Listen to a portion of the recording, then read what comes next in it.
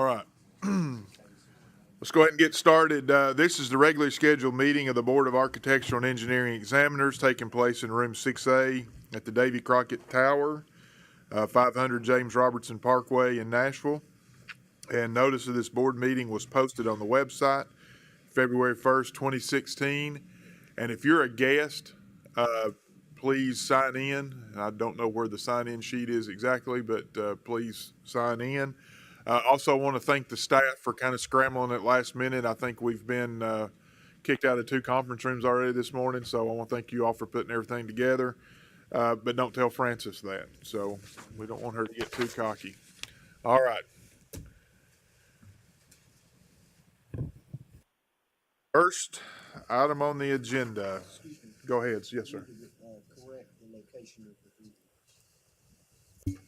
Thank you, Bill. We're not in 6A. You're exactly right. We're in conference room 1A. I think this is what this correct. is. Correct. Thank you, Bill. So I saw 1 and a 6 down here somewhere and thought I had them all in the right order. All right. Yes, ma'am. Call the roll. That's what I'm getting ready to do here. If you don't mind, call the roll. Wanda. Susan Ballard. Here. Hal Balthrop. Here. Robert Campbell. Present. Jerry Headley. Here. Philip Lim. Go. Bill Lockwood. Here. Susan Maynor. Here. Rick Thompson. Here. Frank Waxter. Here. Ricky Burside. Here. Stephen King. Laura Reinbold. Here. We're all here. Full house. All right. And also let it be noted on roll call that the 2 Susans are calling in, please, so that just in case. Not that their participation's not any less needed and noted. I just want to, in case something comes up later, we know they were calling in. All right. Guests, I think we've got pretty familiar faces as I look out across the audience. But thank you all for being here this morning. Thank you for being part of our board meeting. And then we'll have some opportunity coming up here in a little bit for you to be able to address the board. Are there any announcements, John? Nothing? All right. Very good. All right. Everyone's had a chance to look at the agenda. Do you know of any changes that must be made, need to be made, any corrections, additions to the agenda?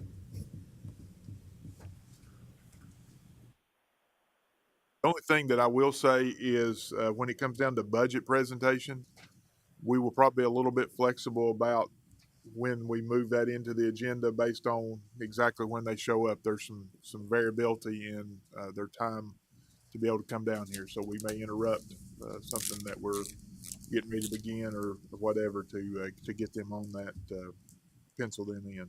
Mr. Chair, just want to do a check before we get too far. Has everybody got the meeting materials pulled up on their iPads? Because there's several items on your bookshelf this time. So the item that with all the meeting materials that we'll be referring to today is entitled February, and then there's a percentage sign, 2216, et cetera. So that's the one that you'll be referring to. Thank you, This John. is Susan. John, may I ask if the 86 pages you sent us covers all the things that are on the iPad? Because I have that on my iPad. Yes, it does. That's what I have. With the exception of the legal report, which I sent to Right. Susan Maynor, but not to you. I forgot that. Okay. So, Okay. and that's been updated. So, Yeah, we'll get an updated copy sent out to both of you. Okay. Well, this is Susan Ballard. My computer server just went out the door since we're moving this morning, so I won't be able to get an email. So you all will be reading it, so I'll hear it. the roster one. Could you get him? All right. Since there's no changes, we'll go ahead and consider the agenda as printed. Thank you all for looking at that. Consent agenda, John. And it's page 7. Page 7, correct, which it may be numbered differently on your iPad, but the number at the bottom of the page would be page 7, or should be, I'm sorry. I think that's messed up, isn't it? Oh, that's the minutes, I'm sorry, yeah. Page 7 would be the minutes from the beginning of the minutes from the Correct. December 2005 board meeting for your review and approval.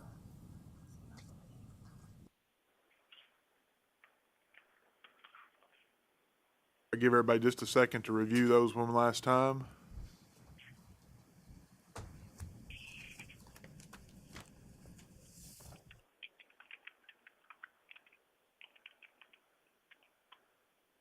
Are there any changes to the minutes? Seeing none, motion to approve as printed. I would move to approve those minutes. Second. Second. All those in favor say aye. Aye. All right. Okay, it looks like everybody had it. And I was a little bit dilatory before. Let me formally, I'm sorry, Susan Maynor. We mentioned her name but didn't formally welcome her to the board. That's my oversight. I apologize. Out of sight, out of mind. So anyway, just want to formally welcome you to the board. Thank you very much. You'll learn this board has got a lot of great people that work very hard and care a lot about their professions and trying to help make sure Tennessee's a better place to live and work. So we want to thank you for your willingness to serve. You'll find that it pays a lot of money and gets a lot of public recognition. So That's why I accept it. that's why we're all here. And that's a joke for everybody out in the audience. All right. Then we have the staff complaint report, John, on page 21 of our iPads. Correct. There are just 2 complaints on this report this time. These are both cases where the respondent was disciplined in another jurisdiction. The discipline was less than a suspension or revocation. So in accordance with board policy, issued a letter of caution and recommend closure. Just vote on these as a group. So moved, Mr. Chairman. Second. Any discussion? All those in favor say aye. Aye. Aye. Opposed? The ayes have it. Yes, because we have people calling in, we need to do Do roll roll call call. votes. You told me that twice before we started. I apologize. Let me put down big letters here, roll call. Okay, so we had the motion by Mr. Lim, the second by Bill Lockwood. So let's do the roll call vote, please. Susan Ballard, Aye. Hal Balthrop, Robert Campbell, Yes. Jerry Headley, Aye. Philip Lim, Aye. Bill Lockwood, Approve. Susan Maynor, Aye. Rick Thompson, Aye. Frank Wagster. Yes. Thank you. All right, now's our time during our meeting where we have public comment. Is there any public comment? Oh, Mr. Chair, Yes, sir. we'll need to go back and redo the motion on the minutes to be a roll call vote. Sorry. Can't do them by acclamation. So for the minutes, we had the motion was by Bill, did you motion? And then Frank's was second. So let's go back to the minutes and do roll call again, please. Susan Ballard, Yes. Hal Balthrop, Robert Campbell, Aye. Jerry Headley, Aye. Philip Lim, Aye. Bill Lockwood, Aye. Susan Maynor, Aye. Rick Thompson, Aye. Frank Wagster. Yes. Passes. Okay, now's our time for public comment. Was there any public comment? Good. Seeing none, it's time for professional societies report. And I don't know if you all flipped nickels or done what you've done. I don't know who wants to go first. You could make Nathan come in first since he came in last, but whatever you want to do. Nathan always has to go first. I'm Casey Anderson with the American Council of Engineering Companies of Tennessee and the Tennessee Society of Professional Engineers. We've got a lot going on right now. It's legislative session, and I'm sure you're going to hear from some of the people behind me about the same issues. Some of those bills we're working on together. Some of them matter to one profession versus another. So I'll go through a couple of those. Senate Bill 1919 is a privilege tax revocation for out-of-state licensees that we are opposed to. I think it's on your list to discuss later. we feel like if people live out of the state and they're still coming in and functioning, they should be a part of this process as well. The Senate Bill 1621 with the residency, which would prohibit residency requirements, has been amended to also prohibit municipalities from adding mandates about low income workforce. We have been in favor of that bill, and it has passed through committee in the Senate. I mean, in the House, and it is stuck in the Senate. Just rolled for a week for discussion, but we feel really that one's really important for the industry. The architects and engineers, AGC, ABC, AGC, AIA, ACEC and TSP are all supporting a bill, Senate Bill 1672. It allows for two different things. The first is prompt pay for architects and engineers in a similar fashion to what the contractors enjoy in their contracting, and it also specifies additional services versus basic services in the state design contract. We think that one's really important. Y'all have heard us talk about the contract with the state for engineers and architects.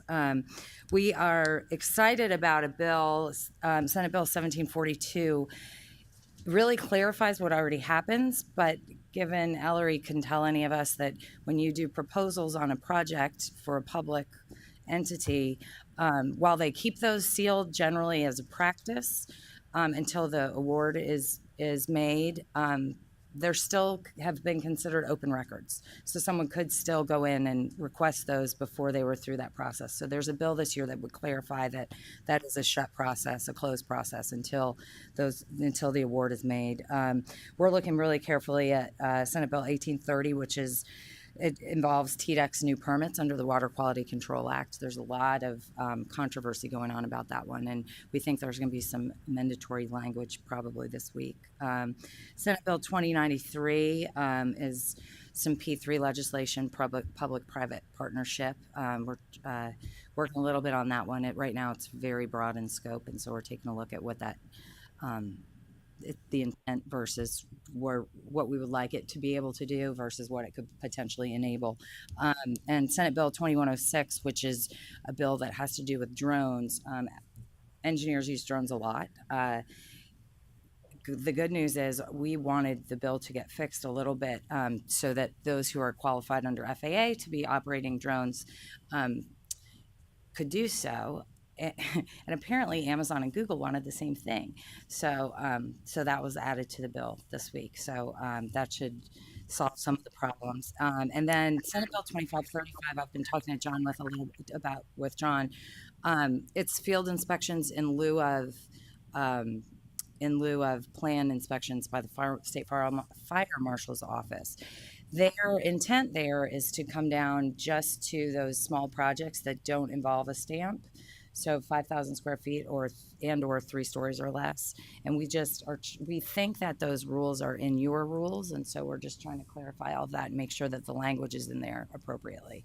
But that's where it falls, we think, is in your rules, not in the title. So trying to make sure we see that on paper. Other than that, we're watching a slew of other things, but we're in the middle of have just started actually 2 weeks into another PE exam review class, where this time for the next year or so we're going to do a trial partnership with the ASCE Nashville chapter Young Engineers Division, because they've always run a class, and our partnership with TDOT and some other things, we just think that will be able to reach more people that way. So we've got, I think, 18 in that class now. If you know anybody who would like to jump in, they're welcome to. I think we're not far enough in that it's a problem. I also just received from PPI, the class that does the instruction manuals. They've got a new one that came out that they sent me yesterday. If anybody would like to take a look at that book as we go. Our Day on the Hill is March 8th. I would encourage all of you to please attend. The EEA banquet is that evening, the Engineering Excellence Awards. The last week of February, and actually really starting next week, we start celebrating Engineers Week across the state. We've got all kinds of grassroots efforts going into K-12. I'm starting to go into some universities and just talk about professionalism and associations and why all of this matters and what you all do as a part of that. and our engineering banquets that are raising money for STEM, both for scholarships and for STEM education projects across the state. I think that's all I know. All right. Thanks for letting me. Thank you, Kate. Any questions? Whoa. You're jumping down here too quick. Any questions from anybody?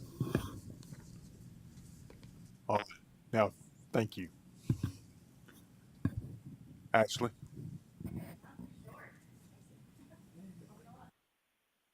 Ashley Cates with AIA Tennessee. So Casey and I pretty much worked together on all the legislation during session, and she covered a lot of it. The additional service in the Prop Payment Act is really what we're focusing on this year. We're using that a little bit as a leverage on our conversations with the state, trying to get something done with the state procurement agencies and the RFQs where they're trying to put additional services in debate. Basic services, the thought is, just my initial thoughts is, the profession needs to make sure that it's not being treated as a commodity. And so just going to leave you with that to think about. Our Day on the Hill is March 1st. We're going to have it at the Tennessee State Museum.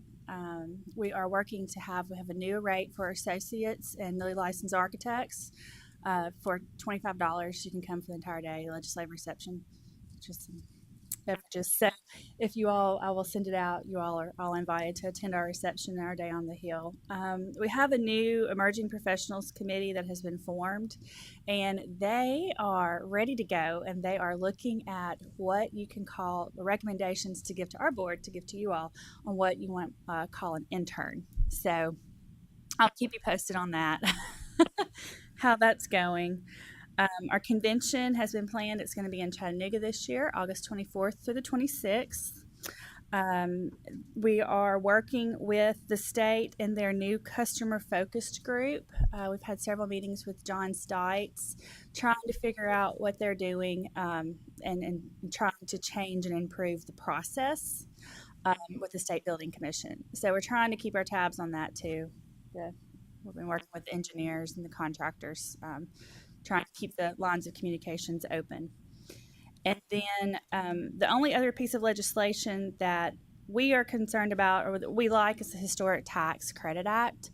It has a large fiscal note on it this year, but moving forward, we're going to try to get something done probably in the next few years for a tax credit act. We're one of the few states that do not have it. So we think that revitalizing, that would allow a lot of revitalization in the urban areas, as well as the more rural, maybe county squares and things of that nature. So that's a piece of legislation that once we get the other priorities taken care of, that we'll try to probably drive home next year or so.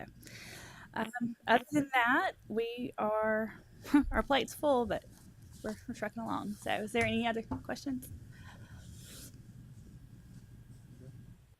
All right. Thank you, Ashley. Thanks. Don?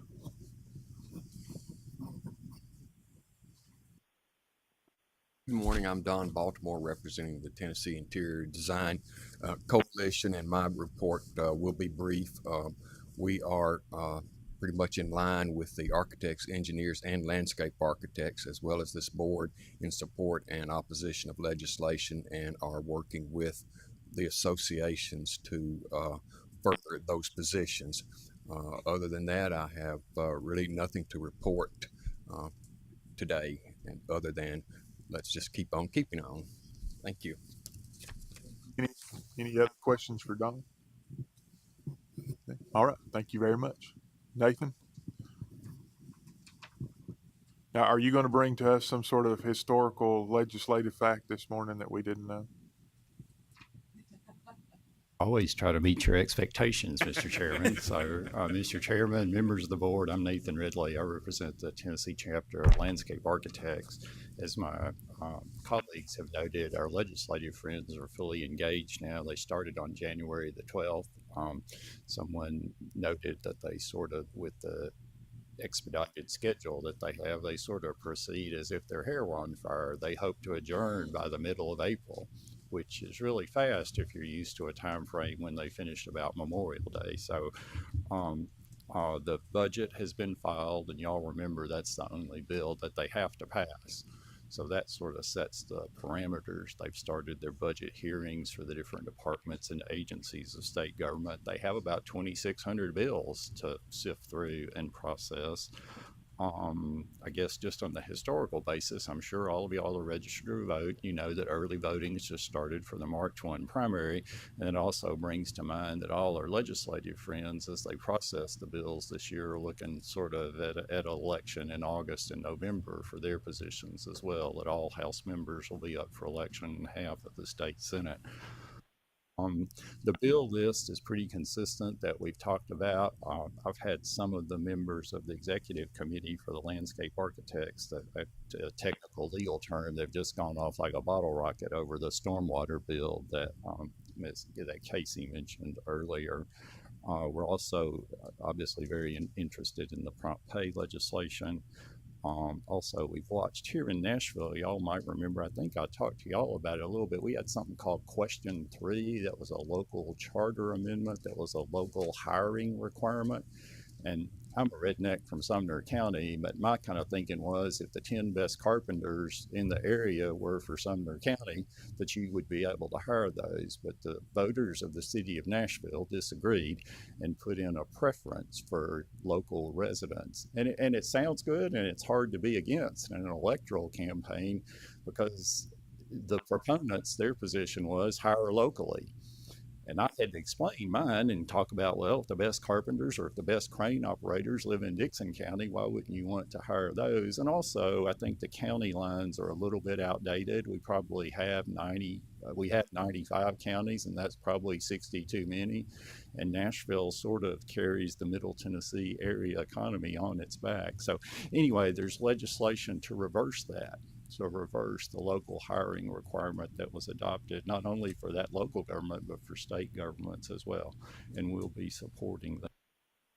Our convention will be, the dates will probably come out here in the next couple of weeks. We'll be in Memphis, and this will be in the fall as it has been in the past. And that's all I have. Happy to respond to your questions or comments. Questions? Thank you. Thank you very much, Nathan. Appreciate Thank you, it. Nathan. Thank all of you. All right, just right on time. It looks like we have the budget presentation. So, guys, John, I'll let you. I don't know what all you need or don't need. So, if you don't mind.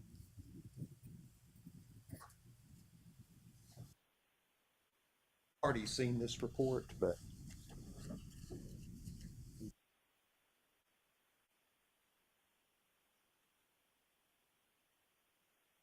John?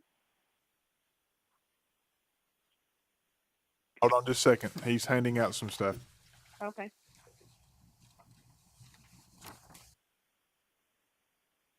Well, okay. Good to see y'all. Brian McCormack, Assistant Commissioner at the department. And, I usually try to sit at the table here. We got a crowd, so I'll just stand behind the podium and hopefully we can have a chat this morning. I know John's already talked with you about the financials, and so, but we do like the department administration likes to present sort of an annual look, just from our standpoint, to kind of talk about the status of where your financials are. We try to do that right after the calendar start relating to the previous year's fiscal close. And so just to kind of give a broad sense of the status of your all's financials.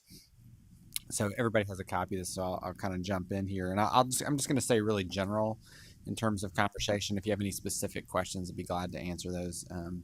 And I know John can help as well. So in terms of Brian, before you get into it, Susan, you're probably going to ask about having a copy of this. Yeah. Yeah. Y'all can email me one.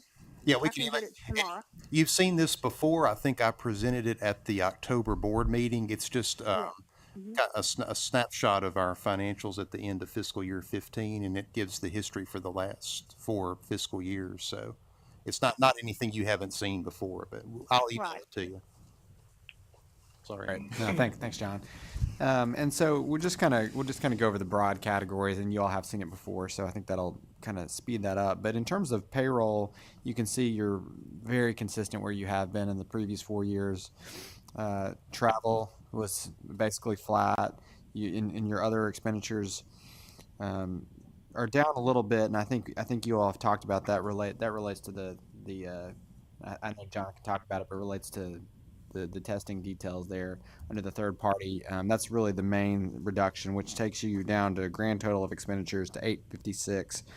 514 in FY15, which is a decrease, and like I said, that was the primary decrease.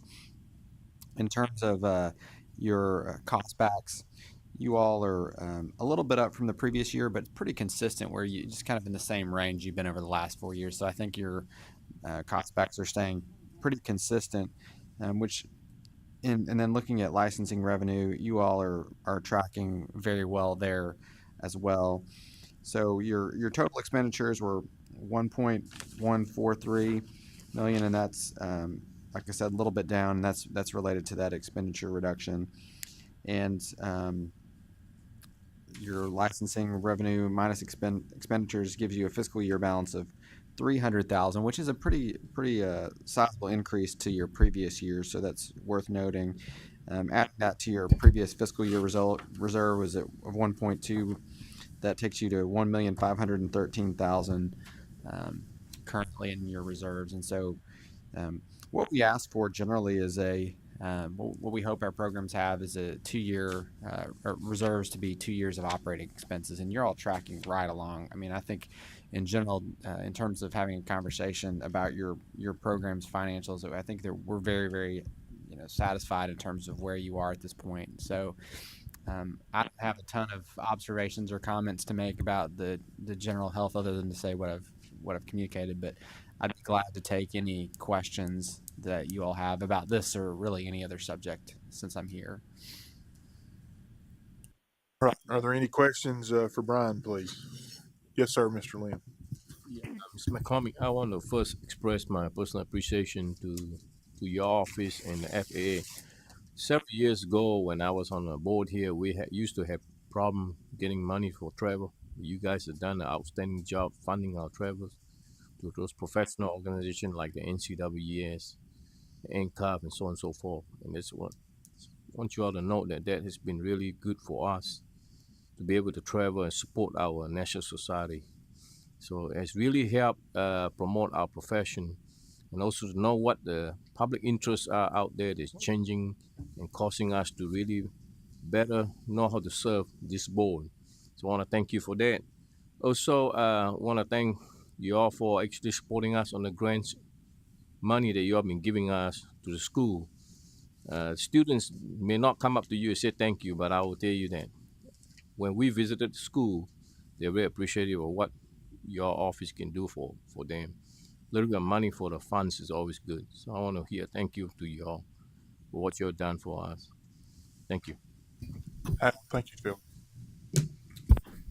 I too want to echo Mr. Lim's sentiment on the allowance that you've granted and your group has granted us in terms of the financial support for the programs that are important for our citizens of Tennessee. I do want to add that Tennessee is viewed very favorably in that organization, the National Council of Examiners of Engineering and Surveying, because of our participation, and we're often invited to participate on task forces and things of interest as it relates to our industry, primarily protecting public health and safety. So we are in a unique position, and I think you're aware, we're in rotation with the other Southern Zone meetings, and we are hosting the Southern Zone. All the Southern Zone states are coming to Nashville. We're excited about showcasing Nashville and Tennessee, and so we appreciate your support and our efforts in that regard. There are expenses associated with such, and every state that has hosted before has done their fair share and been responsible in that, and I know we will as well. Mr. Cothran's done a great job putting together a meaningful but financially responsible program for us. And so again, we invite you and want you to, or encourage you to come and see the event and participate in the event to the extent that your time will allow. But again, we appreciate the support, and there might be more conversations, I guess, with you relative to what that will entail. But again, we appreciate your support. Thanks, Hal. Any other questions, comments? Let me make one final comment relating to what these gentlemen have said. Part of the thing about we're in a serious situation of transition, obviously, with our professions, computer-based testing, as people try to make things more efficient, more effective, try to do what we've done in the state of Tennessee, which is try to take some of those things that took 2 days and make them take less time and those kind of things. And really being able to go sit face to face with people as they make those decisions, as they look at those things, I think also rolls back as a direct reflection on our bottom line, because then we're able to make more informed decisions in Tennessee on how that will affect our registrants, but also how it impacts our bottom line and allows John and the staff to be able to manage that cash flow, be able to manage those budgets a lot better. So I'll echo what Philip and Hal have said. We appreciate your support in allowing us to go do these things, because I think they not only bring value to our registrants, they also bring value to the bottom line of our budget as we make smart decisions and make decisions where we have all the information from. So I really do appreciate allowing us to do that. And I appreciate your all's comments. Thank you. And I would like to take a moment just to, since I'm here, to thank John and the staff. They do a really great job. I think you all know that John's does a fantastic job. I think a lot of the reflection of the success of the financials and the leadership of this program really should be attributed to him and his group, and they do a fantastic job. So I just to take a moment to say that while you're all here, and we really just appreciate your service. thank you. Any final questions, comments? Anybody? All right. Thank you all very much. Thanks for pulling everything together, and try to stay warm today. Safe travels. Thank you.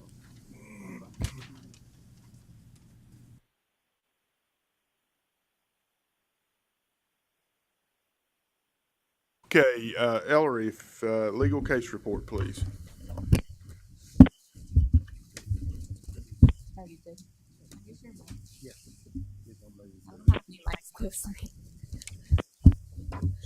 All right, so everyone should have a copy of the legal case report. I do want to apologize for not using gender-neutral language. It's a habit I am trying to break. So I'll try and do that next time. We have a couple cases, about 4 cases for you today. The first case is case number 2015-0222-991. Respondent was selected for a continuing education audit. According to the rule, active registrants are required to submit evidence of having obtained 24 hours of continuing education. During respondent's renewal, they did check the box saying they have done their full continuing education, but during the audit, respondent only submitted proof of 3 hours of continuing education for the reporting period. During her response, she states that during this time period, she gave birth to 2 children 19 months apart, was on FMLA leave, and because of this, she learned to become a full-time working mother, and it just slipped through the cracks. So she has no history. So my recommendation would be what the board has done in situations such as this with continuing education, which would be a consent order with a $500 civil penalty. Within 90 days, she has to bring all her hours current. What is the standard practice is an automatic audit for the next license renewal period, and then take and pass the laws and rules exam. Any comments? Discussion.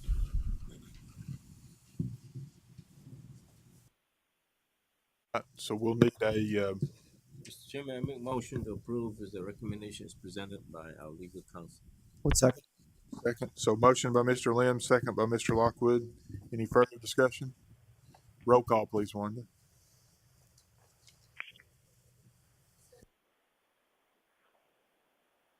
Susan Ballard, Yes.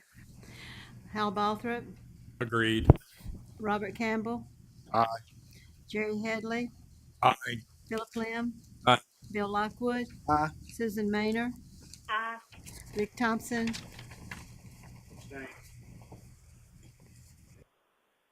and Frank Wagster. Yes.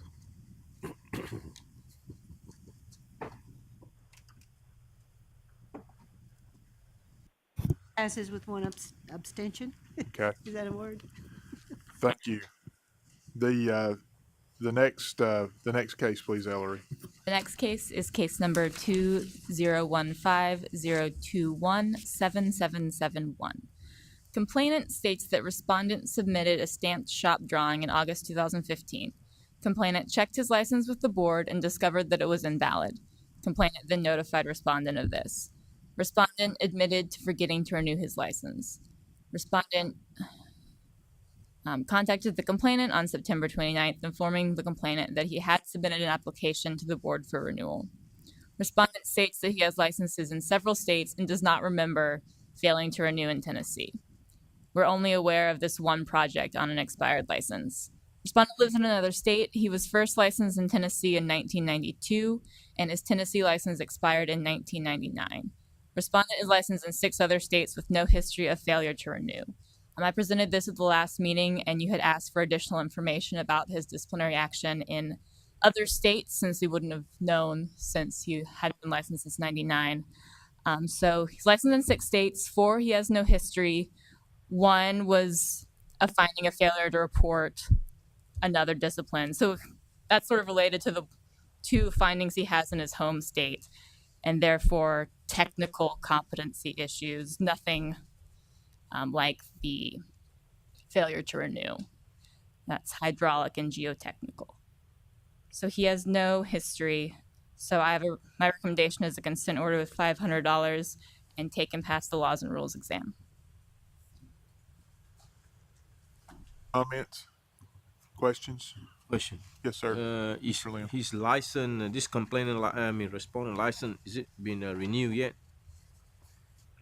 He's reapplied. He has reapplied, but as his board procedure, the approval was held until this complaint was taken care of. Is he or she aware that they're not supposed to do any work right now until we get the license be renewed? Yes, and we don't have any evidence that he did. This was never submitted for renewal. He did it for another company who checked it, and they were holding the plans once they found out he was unlicensed.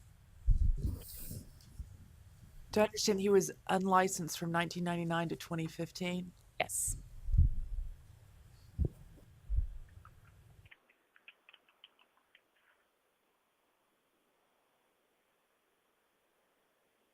Other questions, comments? Do we have any kind of? Go ahead. I'd like to ask how the recommendation was arrived at. It was just based off the guidelines of practicing on an unlicensed or for one incident. Is there any factor for the length of time that he was unlicensed, for bringing in the other disciplinary actions? Is there any way to mitigate the recommendation given that additional information? Yes, the board can mitigate it however they wish, if they believe that's too strong. If you believe it's too strong or you don't think it's strong enough, I mean, the board has the authority up to $1,000. I would assert that it's not strong enough. Keep in mind that the respondent may not have been active during that entire period. We don't know why they did not get a license.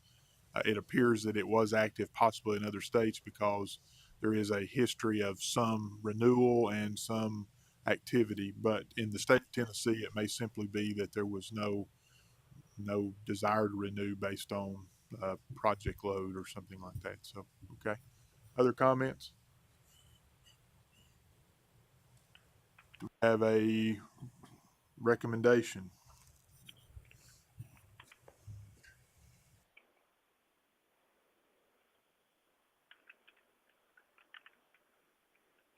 Mr. Chairman, I move that we approve the recommendation from legal counsel, and for this particular instance, and go with a consent order with $500 civil penalty and taken past the law and rules exam.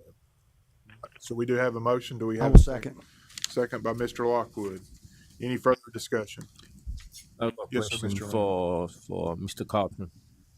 Hey, John, in a situation like that, do y'all put a flag in his file to kind of make sure you check on him or her? There would be a record of formal disciplinary action for him, yeah. Thank you. Any other comments? Questions? Yes, sir, Mr. Thompson. Chairman, I know this is in the record, but The respondent is licensed in 6 other states. He has no history of failure to renew. However, he has been disciplined in 2, including his home state, and for incompetence, and 1 for failure to report the home state discipline to another state. So, Laura, I don't disagree necessarily with what the recommendation is, but I don't think this guy's a really good engineer. Comment? Anything else? So we have a motion on the floor. All those in favor say aye. Whoa. I'm sorry. Sorry. I've got it right here in big letters. Let's do a roll call. Susan Ballard, Yes. Hal Balthrop, Robert Campbell, Aye. Jerry Headley, Aye. Philip Lim, Aye. Bill Lockwood, Aye. Susan Maynard, Aye. Rick Thompson, Aye. Frank Wagster. Aye. It passes.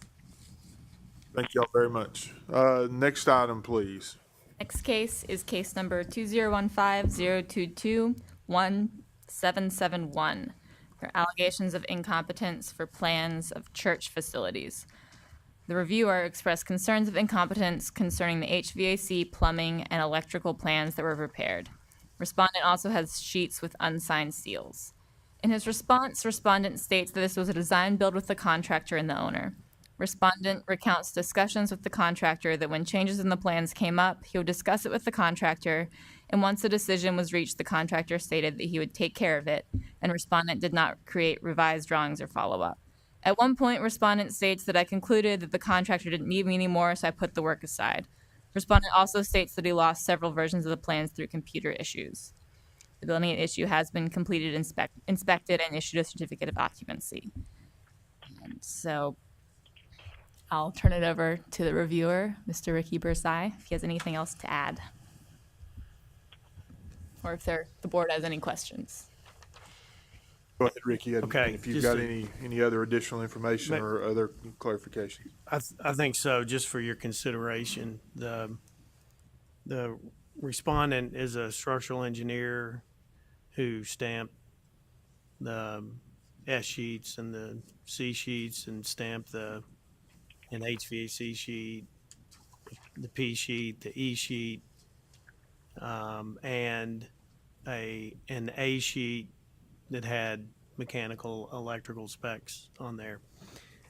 And the conclusion that I drew from what I saw was of a structural engineer who is not a mechanical electrical engineer and doesn't know mechanical electrical engineering, but stamped drawings to get through the plans review process so the contractor could then just build the building the way they build buildings. And just some examples for you to consider on the HVAC. There's serious flaws where the system couldn't work. If a unit scheduled was a 1600 CFM unit, the addition of the outlets CFM was 3000, 4000 CFM, that sort of thing. The outside air calculation to meet code for ventilation was 1, an outdated code, and 2, added up to be more than the CFM of the unit that it was associated with, which can't work. 1, it can't work because it's more, but 2, standard equipment can't do more than about. So there's some serious those are just 2 examples. The HVAC drawings could never work as designed. The plumbing drawings did not have a whole lot of information on them. Not a lot of lines were sized. There was no vent piping shown in the plumbing system. There were no riser diagrams. There's no water heater shown. No water heater called out. Left a lot to the contractor to just do, and what was shown was questionable. The sizes that were shown don't really look correct. The electrical drawings are a little more complete, but they don't show the correct power that matches the HVAC plan for the HVAC equipment. They don't show the service. They don't show the transformer. Just some basic things that I think in practice you would have to show really to not leave it all up to the contractor. Then the letter of explanation by the respondent was worrisome, and that the language painted a picture of leaving it to the contractor, not really worrying when if the contractor had to change things, not following up with what that meant.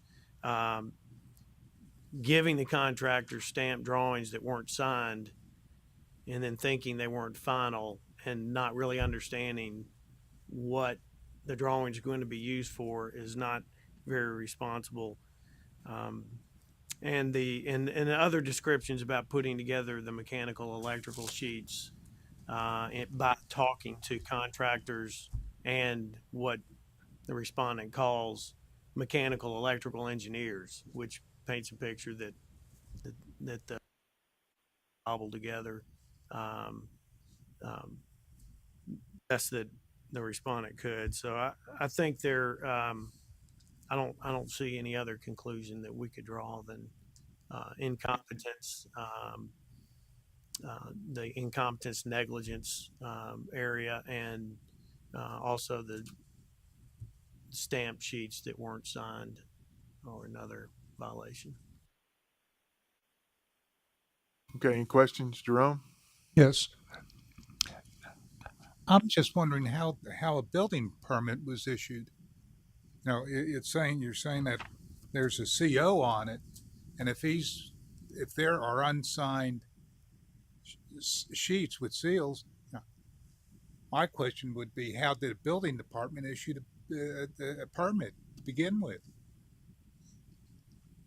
Can't answer that. Yeah. I mean, that's another thing is the engineer gave these drawings to the contractor and owner. There was really didn't sound like a follow up at all about what was happening with the plans of the project. Other questions, comments? Question. Yes, How sir. many sheets were involved in the unsigned portion? There were at least 4.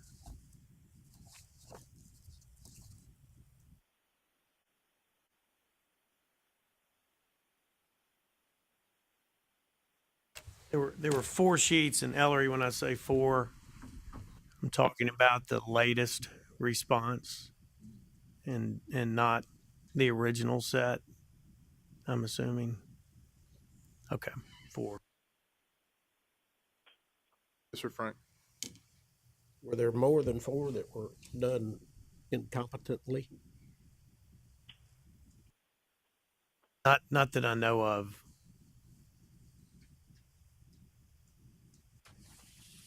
So we had 4 sheets that were not signed and and then all had bad information on them. There were more than 4 not signed. There were some sheets. The structural civil sheets had seals on them that weren't signed. And then there were 4 sheets similar, but were the mechanical electrical sheets that where the competency issue is raised. Other comments, questions? Yes, sir, Mr. Thomas. So are we talking about 8 sheets, if I'm following you correctly?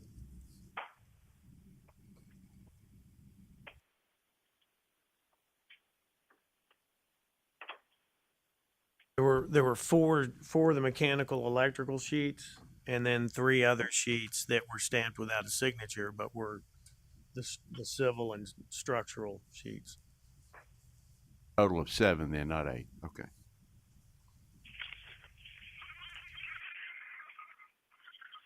Thank you. Yes, sir, Mr. King.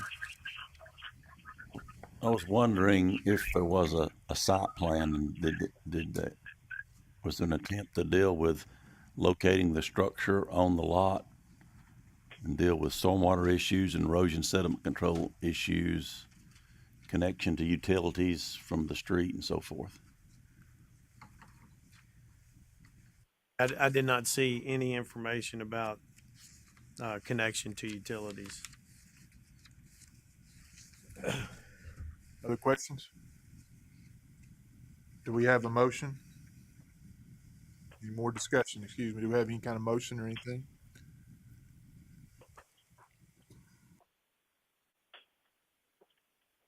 ask clarification question. Yes, sir.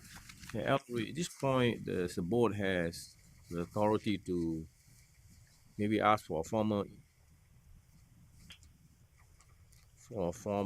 rather than we're still in the fact findings stage, right? Board wishes to have more fact finding, we Formal can do hearing, that. or are we okay with that? Or Um, I did not put a recommendation because of the incompetency issues. I'm not as familiar with that, so I wasn't sure what to recommend. But I think the board has enough information to make a decision today. If they want more information, then we can go back and find some more. It's up to the board. All right, just let me kind of get us moving a little bit here. So we have 4 cases of incompetent behavior, if you will. We have 4 sheets that basically had bad information, showed that some level of incompetence, and we can obviously discuss that. We had 7 total sheets that were not signed through there. So just to remind you all, and I think I've got the sections right. One's number 3 and one's number 8. The first one is number 3 with incompetence. That carries our standard penalty is $500 to $1,000. Again, either per occurrence or cumulative, however we decide to do that. And the 7 unsigned sheets, it has a penalty range of $100 to $1,000. And again, we could make that cumulative or per occurrence. So just want to give you all an idea of potential ranges of what we're looking at if you decide that some disciplinary action is warranted in this case.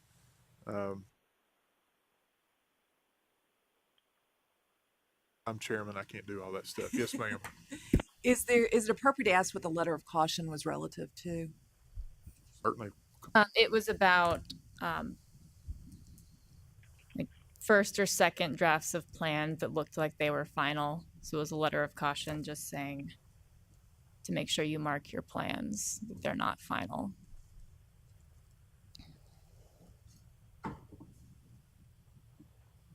The letter of caution, I hope I'm proper in mentioning what, should I not, another item that I think was a reason for the letter. I won't, I'll withdraw my comment. I don't know what you're about to say, Okay. so I can't tell you.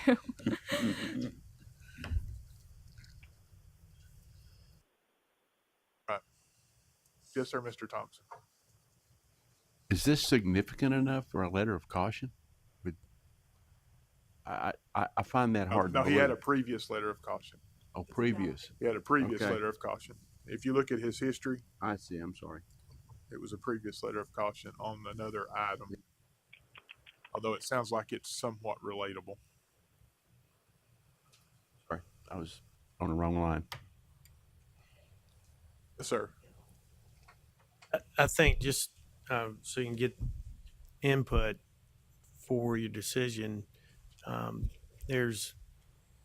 don't have any doubt about what I'm seeing in terms of the plans. It wasn't that it was incomplete. It's I think harmful to the public what's put out, and so it's pretty clear to me this is an engineer should not be doing mechanical electrical design in any way. And I've had other engineers look at these sheets just to make sure it wasn't any preconception I had. Yes, sir, Mr. Bother. And I'm, at the risk of being repetitive, what was your recommendation for action? Incompetence. Okay, well, that was your conclusion of ability. Did you go beyond that to make a maybe a dollar amount? Yes. I didn't. I would. I would recommend $1,000 a sheet for the incompetent sheets, and then for the plans that were stamped but not signed, whatever the kind of normal violation is for that. Let's see failure to properly seal design documents, $750 is a normal violation. So at for 1,000 a sheet, and how many sheets did you observe? 4. For 4 sheets. And then 750 is per occurrence times 7. Okay. 4,000 plus. Use my calculator, Mr. Chair, just as Go right ahead. We had a 50 in there and that threw me off for a second. So that's why had it I tracked didn't want to until, question your judgment.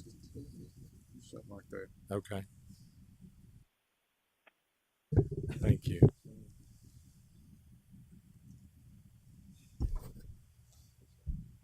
Engineering is about accuracy, Mr. Chair. So what was your total?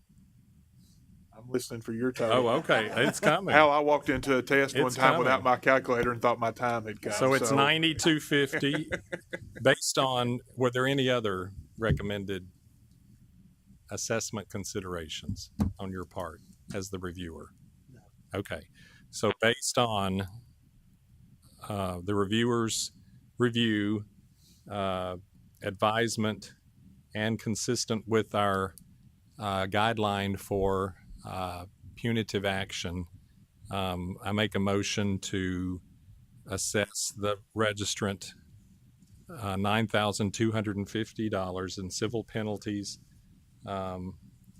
and must take and pass the laws and rules exam. I make that motion. Second motion by Bill Lockwood. Is there any further discussion?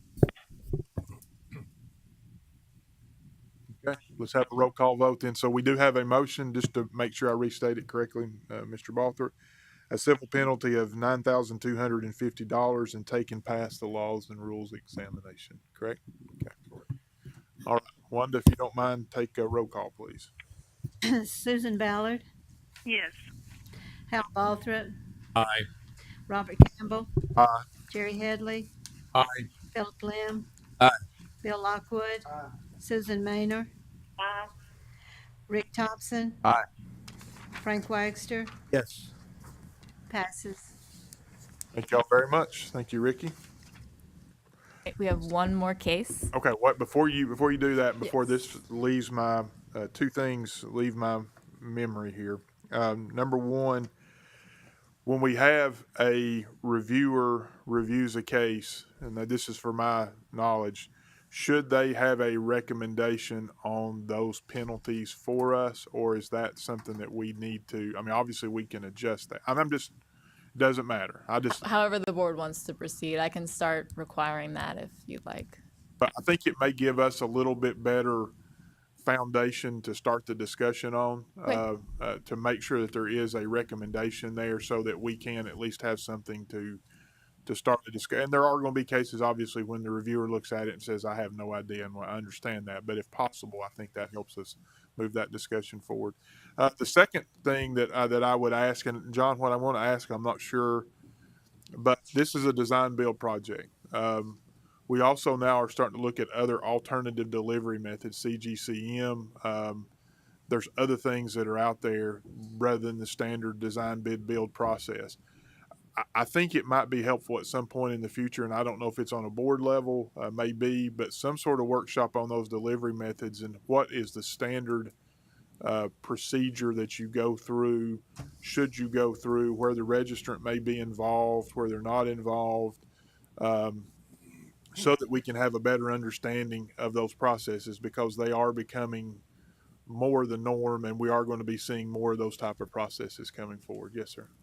I will make a comment that I had a feeling that the respondent in this case thinks that design build means that a professional designer registrant does not need to be involved. And that's not design build. Design build is still all the laws apply about having to have a design done by a registrant. It's just hired by the contractor rather than and a third party. So there is no difference in the amount of plans to be sealed by a registrant in design build, and I think there is a wrong perception out there that there is.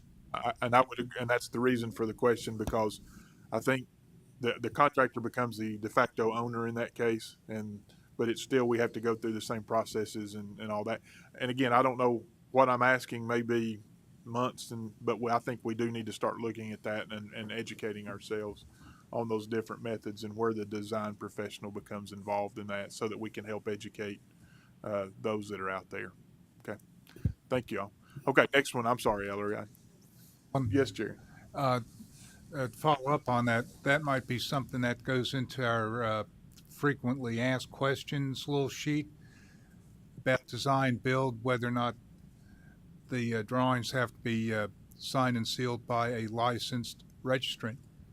Just to make it clear, and that be something else that, John, you may want to put in. We do have a policy on it. I don't think it's one that we were incorporating into the rules, but there is actually a policy included in the reference manual on design build that basically states what Ricky just said, that a registrant has to be involved, obviously, in the design process. But yeah, I think you're right. That is something we probably need to study more and engage in more education efforts on that front. Design build's just one. There are probably 3 other methods that are out there. I know CGCM's one, and there's probably a couple others that I'm not even close to being familiar with. So I think it would help educate us, and then we can, once we get that information, can obviously publicize that. Okay, Ellery. Last case is case number 2015-016-881. There are allegations of incompetence stemming from a review letter. A contractor notched a load-bearing beam in a residential building. The contractor then hired respondent to review the beam for structural soundness. Respondent signed off on the soundness of the beam without conducting any calculations, although respondent did say that he visited the site and looked at the beam. The beam manufacturer stated that the notch was structurally significant and recommended a fix. The owner and the contractor are now in litigation, and there are 2 other engineering reports from different reviewers stating that the notch on the beam is a structurally significant flaw. And the reviewer is Stephen King. In some ways, this is simple. In some ways, it's not. It doesn't deal with a complete set of plans like we previously heard. It deals with the respondent's analysis of a wooden laminated beam. It's located on the bottom story of a rather large house. I don't have the square footage, but just from looking at the photos, it's a significant structure. There appears to be 2 stories above this beam and the roof structure. The beam was notched for an outside fireplace for the flue. So the beam was 18 inches deep, and there was a 8 by 8 inch notch out of the bottom of it. The location of the notch was about 4 feet from one support, and the beam is approximately 12 feet long. I think I discussed this. I think it first came up in October. We discussed it very briefly. Information was pretty sketchy, so we had a informal conference with the respondent or registrant in December. In that conference, it became to our knowledge that there was additional engineering reports that had been done. This is being investigated at the contractors board, so there's their investigation and lawsuits that initially wasn't even sure how much of it we could get, but we were able to see the 2 engineering reports. One was done at the request of the contractors board, if I remember correctly, and the other one was done at the request of the owner. Both reports state that the notch in the beam is significant. Another report by the supplier of the beam notes that the notch in the beam is significant. All those reports or recommendations were stamped by Tennessee registrants, which sort of brings us to I guess that's what I would say is in the record against this registrant that we're dealing with. So the registrant was contracted by the builder to review this beam. And he wrote a letter.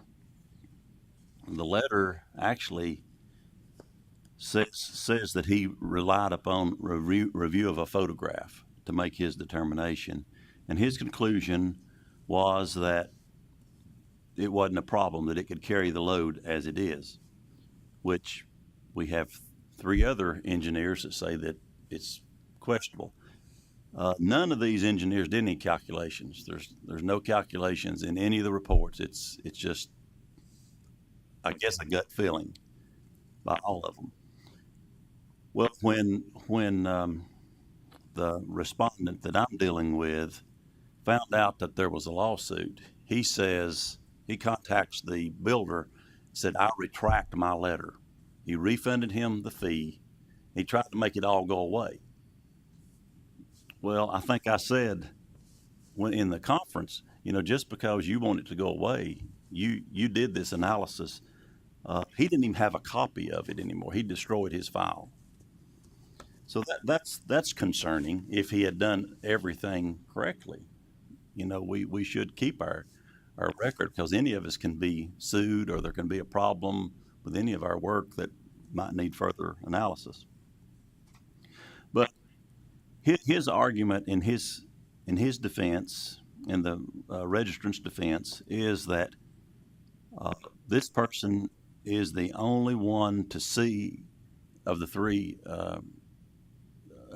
other engineers, the only one to actually see it in the field, because since it's an exterior fireplace, it's all covered up now. You can't go out there and view the beam. He says, or the registrant says, that the house was built in 2013, and the beam has functioned properly to this point.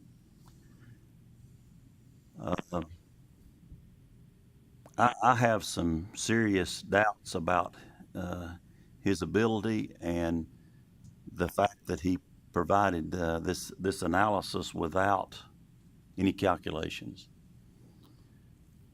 In reviewing our penalty rules, I really don't know how we can say that he is competent. But like I said, there's no calculations. There should have been by all the people involved. So I think we're looking at a situation where a penalty should be assessed. Right. I did hear you say that the other 3 engineers that reviewed this and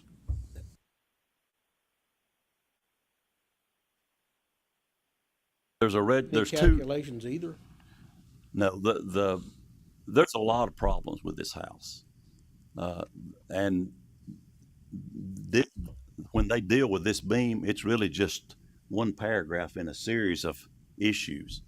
You got to remember, this is in the primary issues with the contractor and the contractors board, and a lawsuit between the owner and the contractor.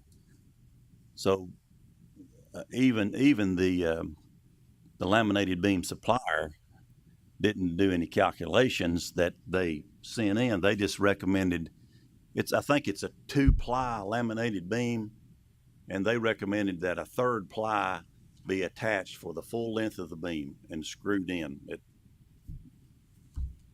That was the solution. Well, that wasn't done, and it wasn't done because the contractor relied upon the letter from the respondent that it was okay. So it was all covered up.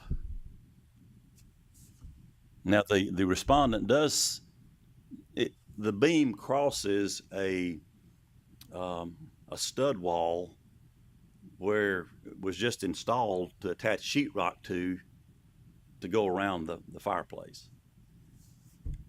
I don't really think that's a substantial support for a beam like that. That seems a little minimal for an 18-inch laminated beam to set on a stud wall. That's really just for for the convenience of attaching other materials to it, not to support the load. You're thinking that this stud wall that's stuck in there, that there were no, like, multiple studs in it directly under the beam, Well, creating a column? the picture that we have, it's very difficult to tell what's there, but it appears to be just a stud wall with 2x4s on 16-inch centers, but I can't say that for sure. I can probably pull up the picture if the board wants to look at it. I don't think there's any identifying information on it. It's very difficult to see. Matter of fact, it's really even hard to see the notch. It's just difficult to see what's going on. You'd say they cut 8 inches out of an 18-inch beam? Yes, 8 by 8 square. Yes. Yes. In a 12-foot span.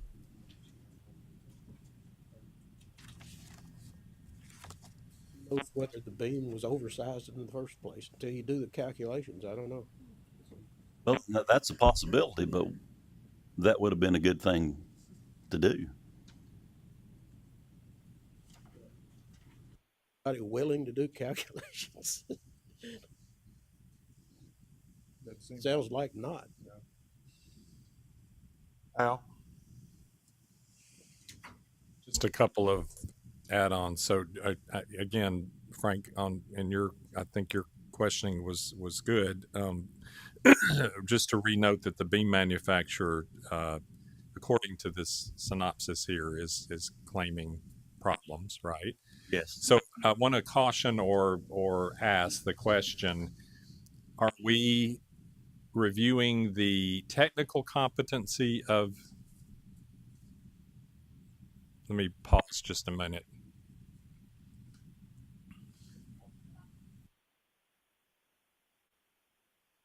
Okay, yeah, you're good. Just tear it off. Sorry. It's the Okay. picture. No worries. I'm going to tear something off the top of the photograph and I can pass it around. Okay, so but my question is, are we to judge the technical competency of those involved as it relates to the structural stability of the beam or member itself, or are we to review the conduct of the licensee and make a determination on conduct as opposed to who should have done what from a technical standpoint? I want us to be clear on what our charge is. So I guess my question's to Ellery. Don't quite understand. Okay, are we reviewing the technical aspect of this? Letter? Of the situation, of the beam, the structural integrity of the beam, and who should have done what? Or are we to review the conduct of the registrant specific to the conduct and not necessarily to the detail of the technical aspect of their action in this case? The complaint would include all of it. So if you think there's Okay. a problem with the conduct or the letter, then it's open. I would caution us to be careful not to get into the technical aspects of it, because none of us are going to do any calculations, and I don't know that we can qualify whether the beam, as it has been presented, can perform as designed. I think if we want to review, discuss, and determine whether a registrant hired for the purposes of that, whether they performed or malperformed, I think I'm comfortable with that consideration. So that's just my input on it.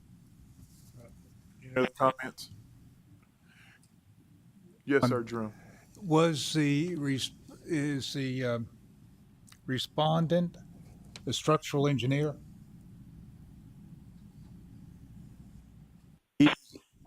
The respondent works for, I think, one of the federal agencies in Oak Ridge, and he has a company that it appears to me he does some structural work other than his full-time job. He claims to be a structural engineer.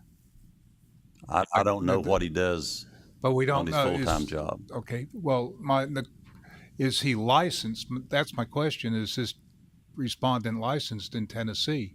Yes, he is. I don't know if he took the structural or I don't know which test was taken. But respondent is licensed in Tennessee. Another question, the structure that we're talking about is 3 stories, 4 stories, 5,000 square feet, less than 5,000, we don't know. There are, in one of the reports, one of the engineers did say that this beam supported 2 stories in a roof. Okay. But I did not see any, there probably is in the complaint with the contractor's board, but I didn't see. There's the size. one site, like floor plan of the house, but it's very small. You can't really see anything in it. But, and not, this is, I think probably what I said probably doesn't add anything to the conversation, other than obviously we do have an exemption for stamp plans for anything that's 5,000 square feet or less and 3 stories or less. However, I think what you're kind of will take that part off the table though, because what the complaint really is that after the fact, he provided engineering information on something somebody asked him for and used his stamp for that purpose, not to stamp the house plans or That's anything correct. like that. Okay. The respondent stamped the letter that only dealt with the notch in the beam.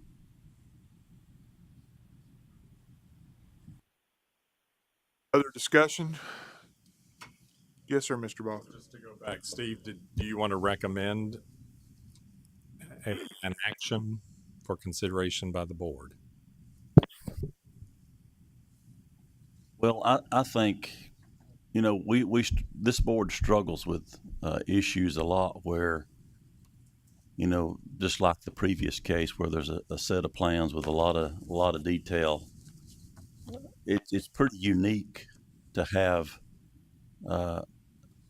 at least a report where 3 other engineers say that this beam with the notch is deficient, and we have the original engineer who worked for the contractor saying it was okay. Now, I agree with what you said. I would feel better if we had enough information to do some calculations to check it, but we don't have that information. But it does bother me that we have a beam manufacturer stamped said it was deficient. We have the engineer that the owner hired that said it was deficient, and then we have the engineer that the contractor's board hired that said it was deficient. So my suggestion is that we, in looking at the incompetency fine, I think we can go up to $1,000, and I think that's appropriate in this case. And Ricky? I agree with Steve's comments in that the part of that is the most worrisome to me is being asked to check something this important in terms of life safety and not doing calculations. To me, is what this case is about, particularly in light of the concern of the beam manufacturer. So that's the question: is how could somebody say it's okay and not do any calculations? In my mind. Yeah, one other thing, Stephen, and I agree with what you're saying. To me, one thing that kind of exacerbates this is I think you said that he destroyed what he had, and he was trying to buy back even having anything to do with it, which that really bothered me too. Bothers me as much as any of the rest of it. And so if we do, I think we will assess penalties, but if there's some kind of penalty we can aim at that, I'd like to do that too. Bill? Hey, Ellery, if we bring him in for a formal hearing, will a penalty, what Mr. King's recommendation, can we assess him at a heavier penalty if we after we do a formal hearing and find out there's more evidence? Yes. Once there's a hearing, there's, I mean, whatever the board wants to do within their authority. We can lower it, increase it, change it however you want. Is a formal hearing required to do that? I try to not bring cases back before the board. I only do it in case of significant like changes in facts or situation. So chances are I would probably not agree to anything other than what, I mean, I don't have the authority to agree to anything other than what the board authorizes. I probably would not bring it back before the board if he did not accept this other than in the formal hearing context, unless some new facts come to light that I think are extremely relevant. That makes sense? Jerry? I've got a little concern because if I understand Stephen correctly, the respondent destroyed his files on this. Yes. And to me, that's very disturbing. Very unprofessional. Even if he didn't do calculations and he looked at a photograph and said, oh, it's okay. Well, So, again, not to get into as I hear everything, to me, it boils down to a difference of opinion by those that have responded to the question whether the notch compromised the integrity of the beam. So, but I also think I'm hearing that the offense on the plaintiff or the registrant in question here is more of a not following a standard of care, i.e. calculations that would substantiate their professional opinion. Is my assessment of what you've discussed correct? Well, I think partly, but I guess I was giving. It sounds like I'm giving more credence to the other three engineers who said there was a problem with the beam. I don't know that we can do that because, again, it's professional judgment. I think based on what was presented and what I've heard, that one could consider that the initial registrant did not follow a standard of care in making their professional judgment. Would you agree? That's definitely true. Okay. So, I mean, again, I'm interested in the entire board's determination, but that is mine. I mean, so I'm going to base unless someone gives me more compelling information, I have to stick with that aspect of this case. Okay. Any other, Laura? To be clear, you said the respondent did not have a file. Did the respondent state that they did not make calculations? Did you ask that question? Or yes. Did they just, okay, and they stated they did not make calculations? They did. Okay. I can read you the recommendation from the letter if you would. Is that appropriate? It's very hard to read, but the last two paragraphs with the title Structural Evaluation. The following are my determinations for the bearing capacity of the notch double 18-inch LVL beam. My determinations are based on my review of photos and house plans, my education, and my 32 years experience as a design and construction industry professional. It is my determination beyond a reasonable degree of professional certainty that the existing double 18-inch LVL beam has adequate bearing capacity for the applied loads. The notch double 18-inch LVL beam is not a structural problem for the residents. Yes, ma'am. Thank you. But you asked him directly did he make calculations? Yes. Okay. He said he did not. He said he just looked at it and used his judgment. Let's talk about two or three quick things real quick. If you look at our laws and rules, potentially, this gentleman is guilty of the following three things: proper conduct, not protecting the health, safety, and welfare of the public; misconduct, where you're making a representation. That's number two. Should not provide limited services as to enable unregistered persons to evade, which the contractor is an unregistered person. And then we're talking about the issue of incompetence that we may or may not believe is true. I'll just give you from the board chair's opinion, not that this makes any more difference than anybody else, but this is a simple beam with a simple load.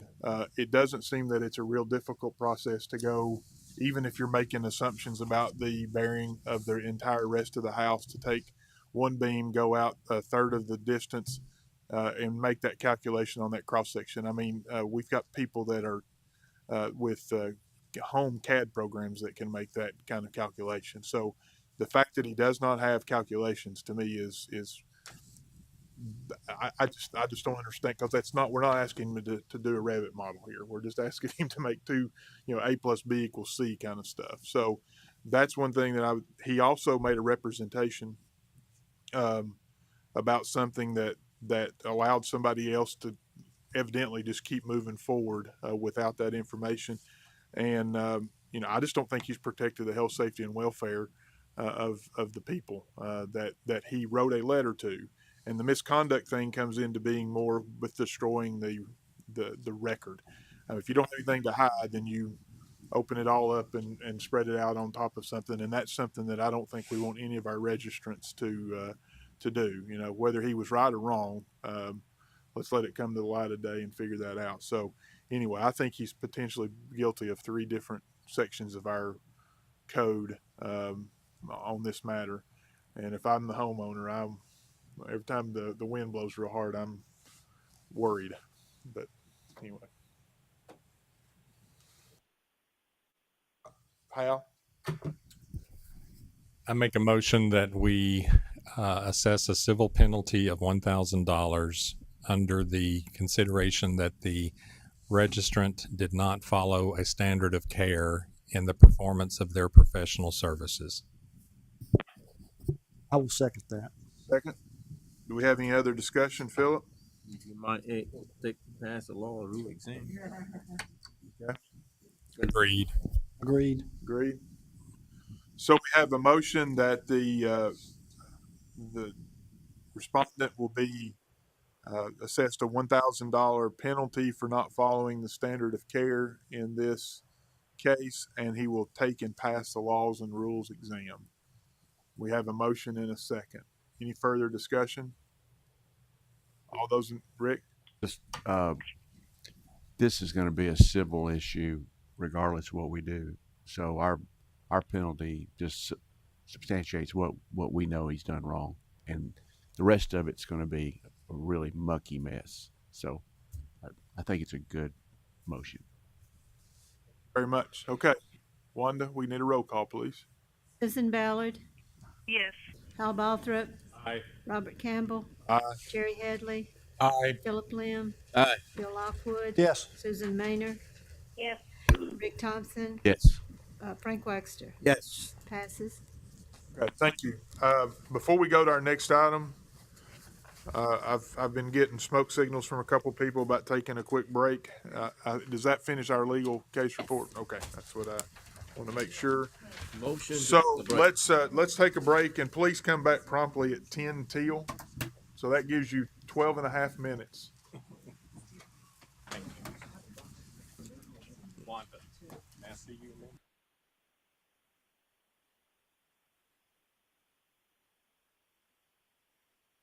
What you don't know is what's on top of it. Let's get back to order. What we sort of consider order.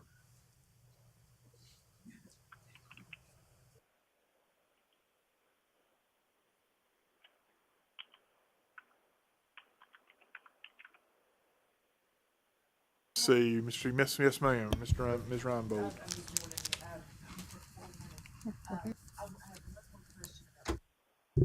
Okay. Okay. See, who are we missing? Steve. We can. Okay.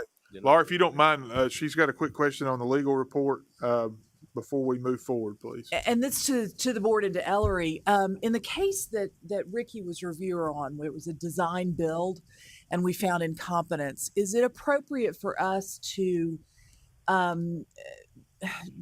take some action because the contractor, the very nature of the design build relationship, that contract, that situation may indicate that there's reason to perhaps the contractor needs to be questioned about their role in this situation. And I'm not sure how I'd put that, but is there an opportunity for us to maybe You don't really have any authority over the contractor. I guess if you wanted to ask him about the situation, but as long as he is not practicing, he's not doing the plans himself, really the only recourse I can see is just to refer him to the contractors board and they could look at it. I guess that was my thought, but I don't know if that's anything the board would like to do, but it just struck me that this was because we found incompetency. The building's been built. I didn't know if there was any opportunity. Yes, if the board wants the contracting board to look at it, I mean, they can look at it and determine whether there's any issues there. I mean, we can definitely do that. So what's the pleasure of the board?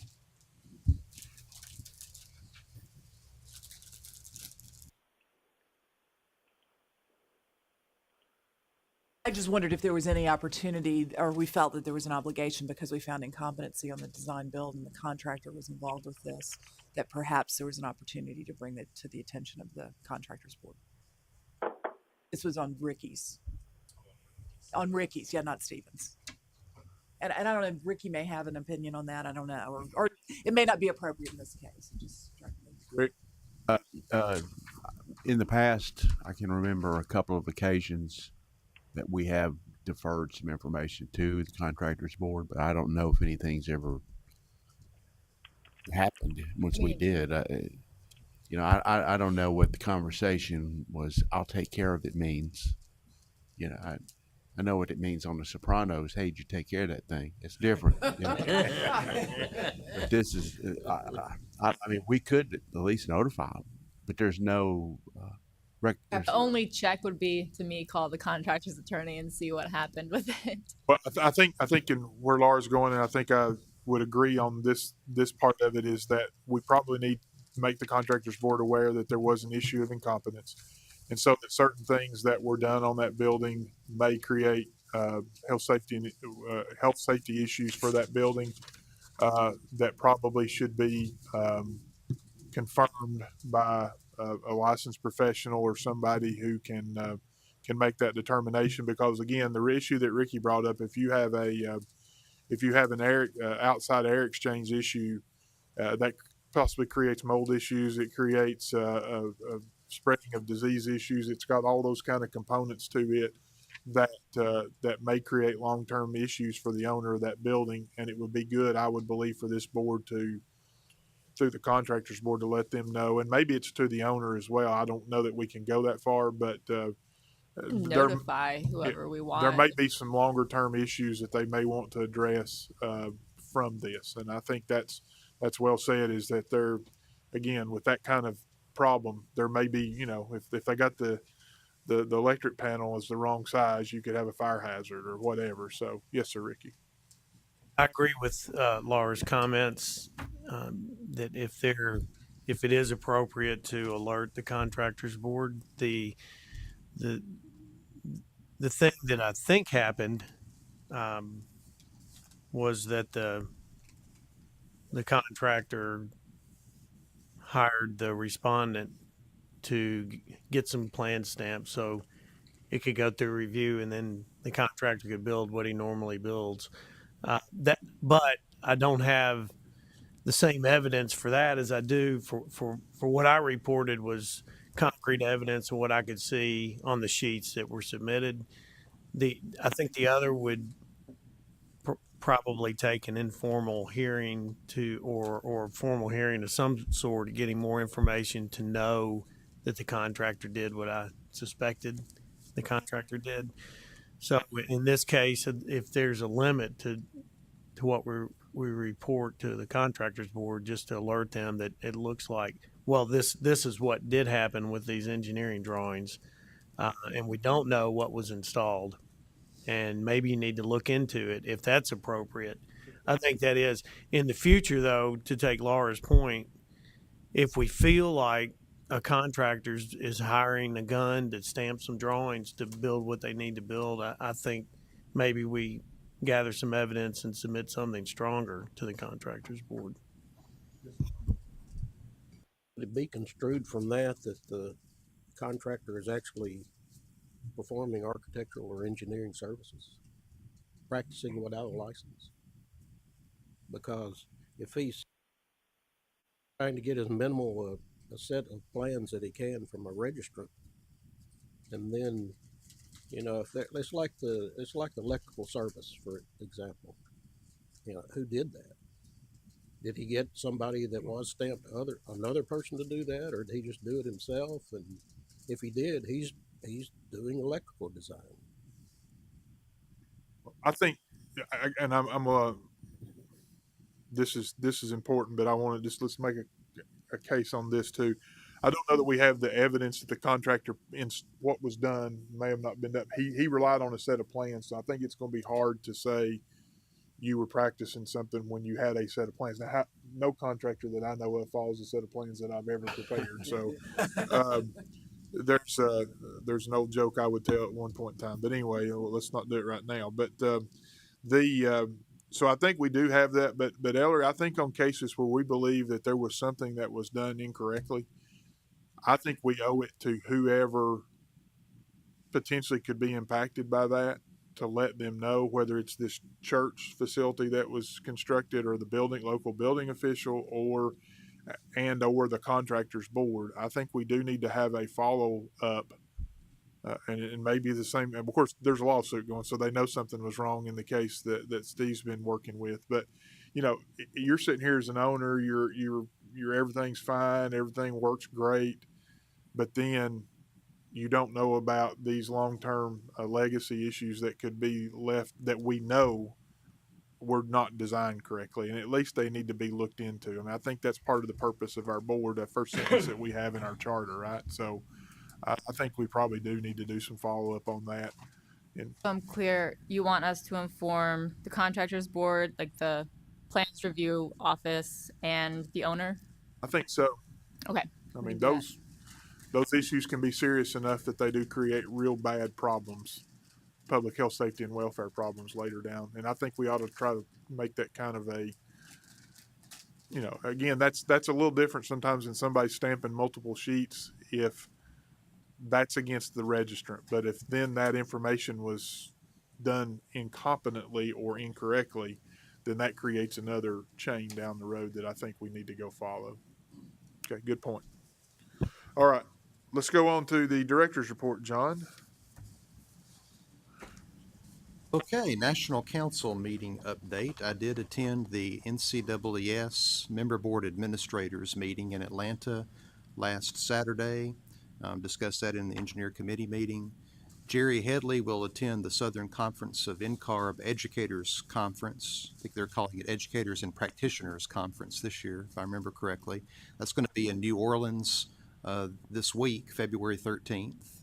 Frank Waxter, Jerry Headley, and I will be attending the NCARB Regional Summit in Savannah, Georgia on March 10th through the 12th. And as has already been mentioned, we are going to be hosting the NCEES Southern Zone meeting in April here in Nashville. That's on April 7th through the 9th. As far as outreach, I spoke to senior civil engineering students at Vanderbilt University on January 25th. Had a good group there, about 30 students, very large class. Ricky Bursai and I will be making a presentation or presentations to engineering students at the University of Memphis next Tuesday, February 16th, and we'll be joined by some other engineers as well that are in that area. And the UT Knoxville College of Architecture and Design Career Day is scheduled for Friday, February the 26th. I mentioned this at our December meeting. So if anybody that's in the architecture, interior design, and landscape architecture professions that wants to participate in that career day, you're certainly encouraged to do so. So I won't be there by myself. Yeah, good to have some practitioners there. So Bill's hopefully going to go with me, right, Bill? Bill has in the past. So, anyways. As far as administrative issues, we're still working on our new licensing system, making tweaks to that. Work has begun on developing online applications for that system, and we participated in developing a demonstration of the online application system in January and February, and we found out that this project is scheduled for completion by the end of June, so a very short time frame on completing this phase of our new licensing system. So we may have online applications for all of our professions available by the end of June. So we may be close by the June board meeting. And still working on the next edition of the board's newsletter. I'll discuss this further when we get to the action items. We could just discuss it now.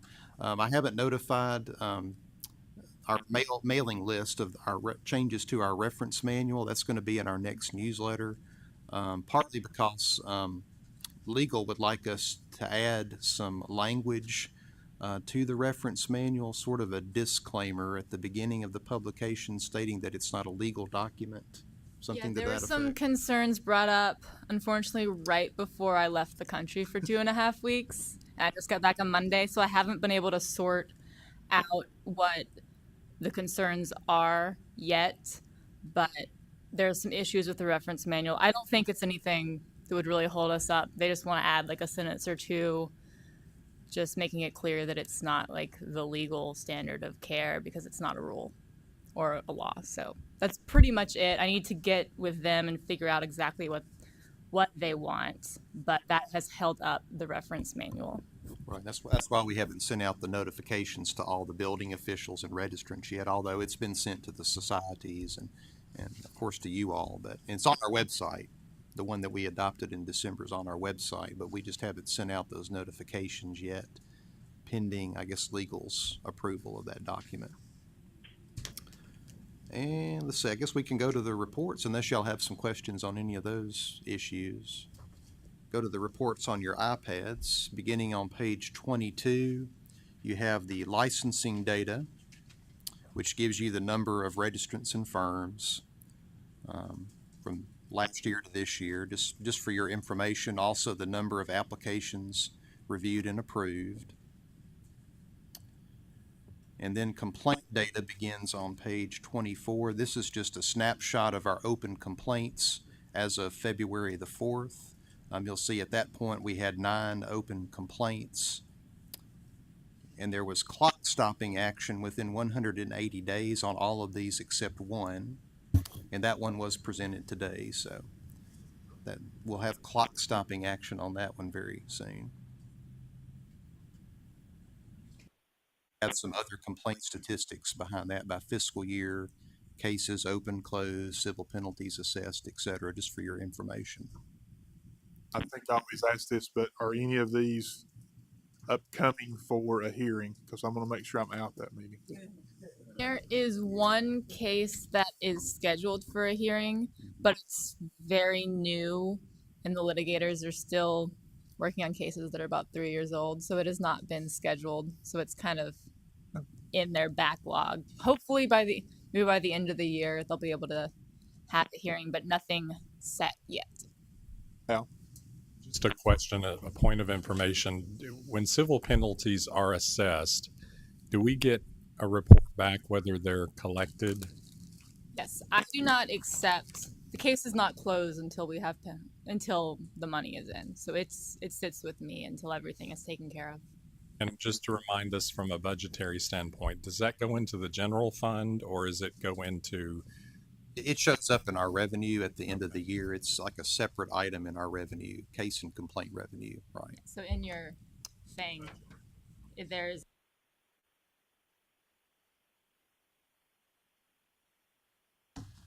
Okay, the fiscal year 2016 financial report starts on page 26, and this is for the first quarter, July through September 15.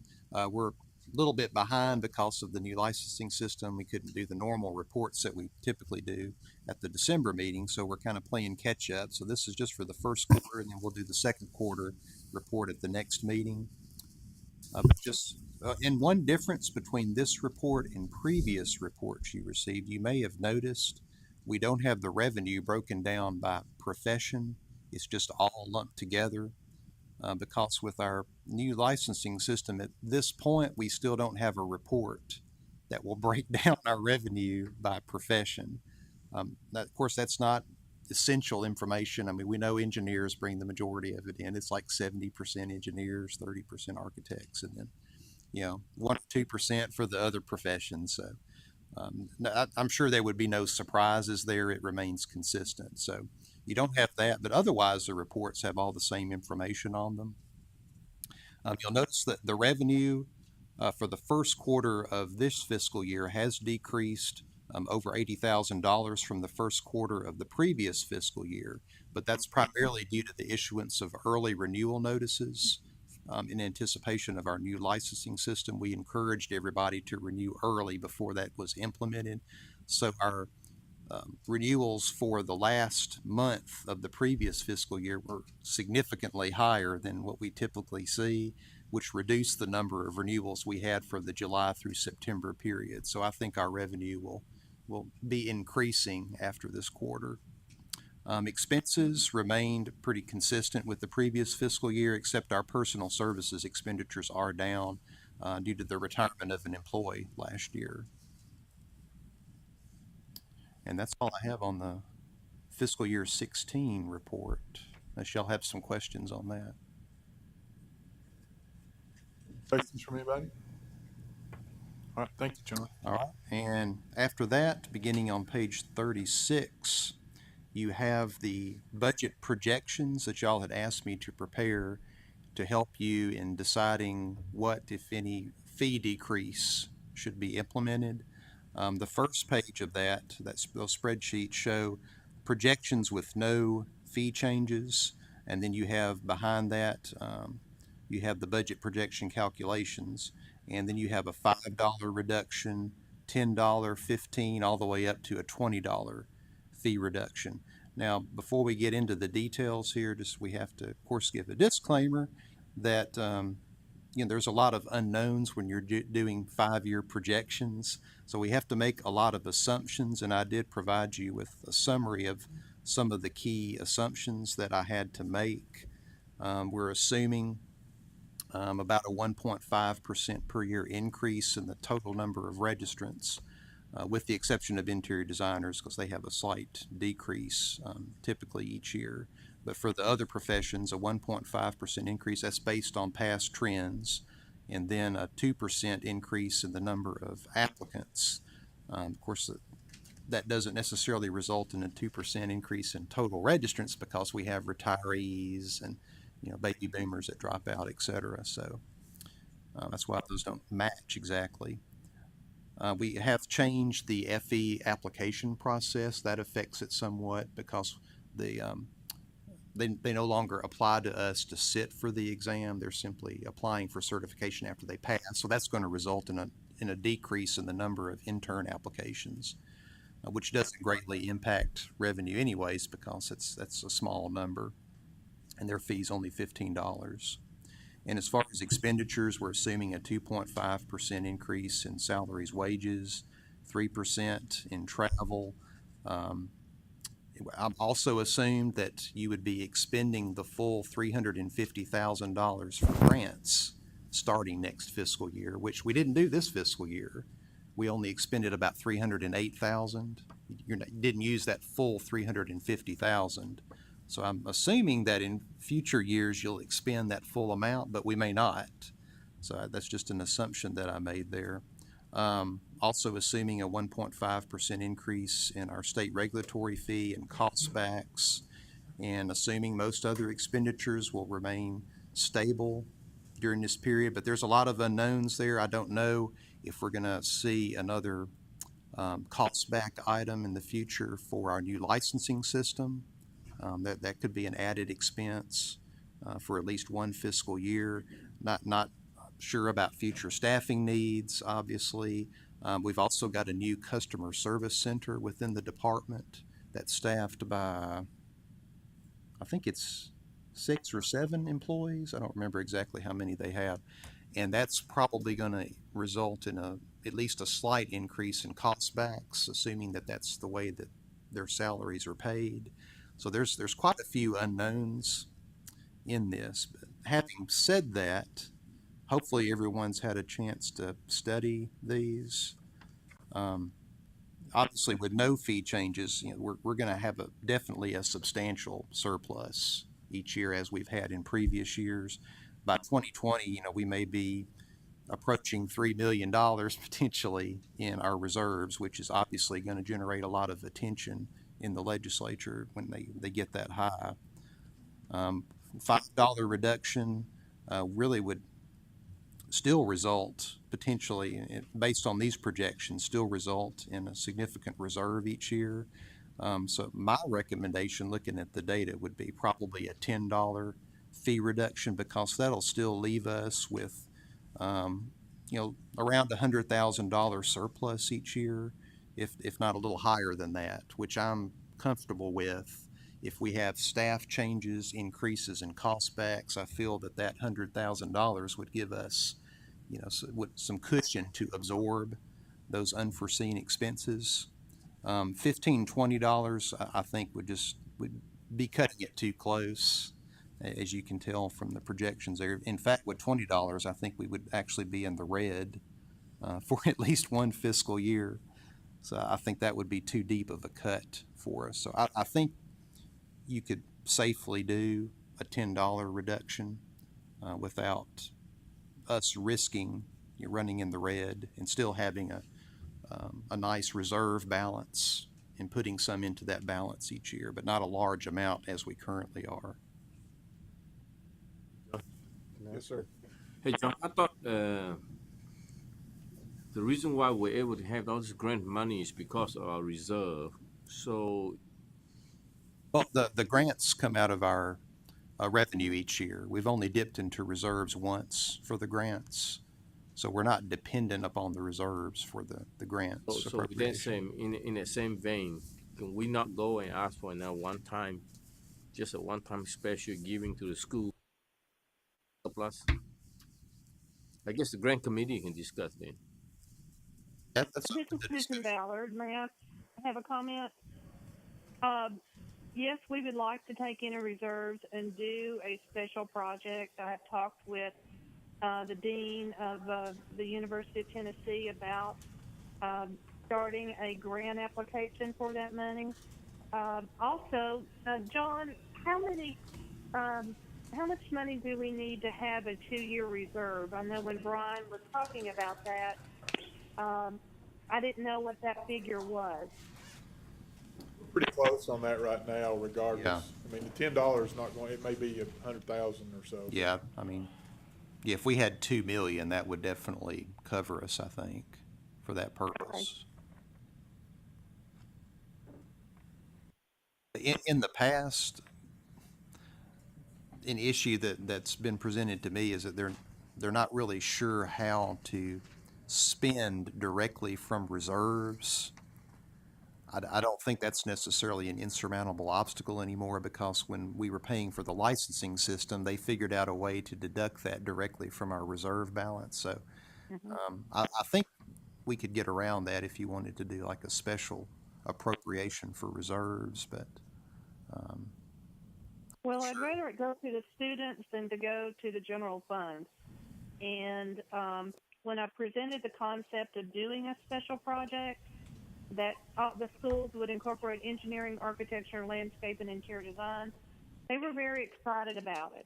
And so, if it's the pleasure of the board to continue this, I will. If not, then I'm not going to get anybody's hopes up about something. But I was scheduled to have a conference call week after next with them, and I need to let them know whether or not that's going to be a possibility.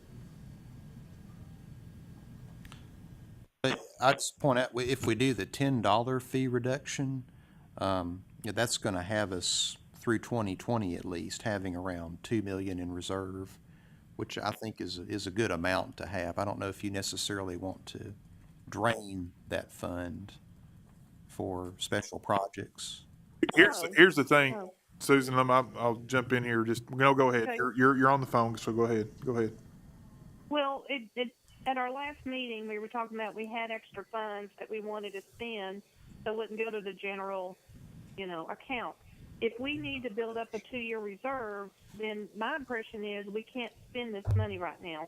So I don't want to pursue talking with them about doing a special project if we need to reallocate the money to meet the finance department's guidelines for us to have a 2-year reserve. Yeah, and I think that's what's happening is that the finance department, their metric is about a 2-year expenditure, and we're running 850,000 a year plus or minus expenditure wise. And with the $10 decrease, along with raising grants to 350, we get back to that 2 times number within about 2 years or less. And so I think take something like that, Susan, maybe raising the grants in a couple years when we kind of see exactly how our reserve is going to be impacted. What we don't want to do is drop our reserve so low that it brings about some sort of added bells going off that they may do something else, and because we've got a sunsetting coming up sometime, don't we? Well, we've already had that. sunset I'm sorry, review, I got but, behind. I Okay, mean, in so 2020 it'll happen again. right. So we don't want to. I would think the $10 with the going up to 350 is probably a pretty good way to do that, and just kind of slowly move that grant allocation up so that we're keeping that 2-year balance in and not alarming the Or world. you might even want to reduce fees again potentially if we still have a big surplus. Exactly. That's good Well, work, John. Thanks. Robert, just so that everybody understands, I'm fine with staying how we are, and if we have to do a 2-year reserve, that's great. We're probably closer than most people, and no, I don't want to dip into reserve, and so I guess that's all the grant committee has to say. Well, I will say I miss you. Frank has not kept me near as in line as you usually do. So.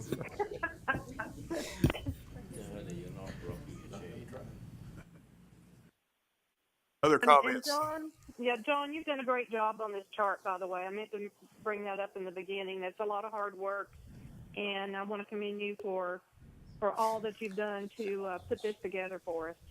Thank you. And don't hold me to these projections. Right.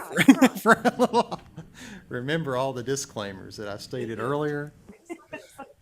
Yeah, I've done a lot of these projections in the past. When I go back and look at them, they're usually off. So, yeah. Well, it's inevitable. He didn't lead with that, did he? Yeah. All right, forget I said that. No, I feel fairly confident that I think with the $10 reduction, I think it's very conservative, and we're not going to risk. That's always the concern. If you lower fees, it's very difficult to raise them again. If you need to, it's easy to lower fees. The legislature loves that, but raising them, you've really got to make a very strong justification for that. So we certainly don't want to cut too deep at this point. Be conservative with it. May I make a comment? Do we want to get our 2-year reserve and then cut them? I think we're pretty close though on the 2-year reserve right now. I mean, we're within $100,000 or so. If you take 850 times 2 is 1,700. We're at 1,550 or something like that. So I think we're probably, with this year's run rate, going to be right at our 2-year reserve. That's what it looked like to me.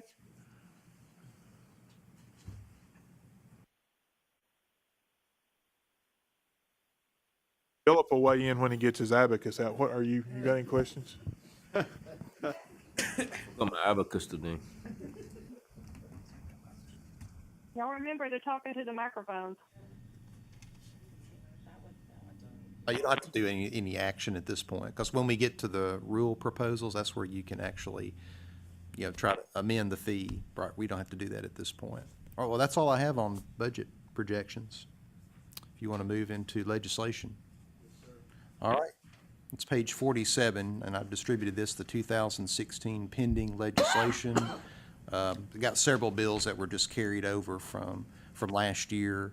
As far as I know, no action has been taken on any of those bills, so we won't discuss those. But several I'll bring to your attention, especially Senate Bill 1503, House Bill 1615.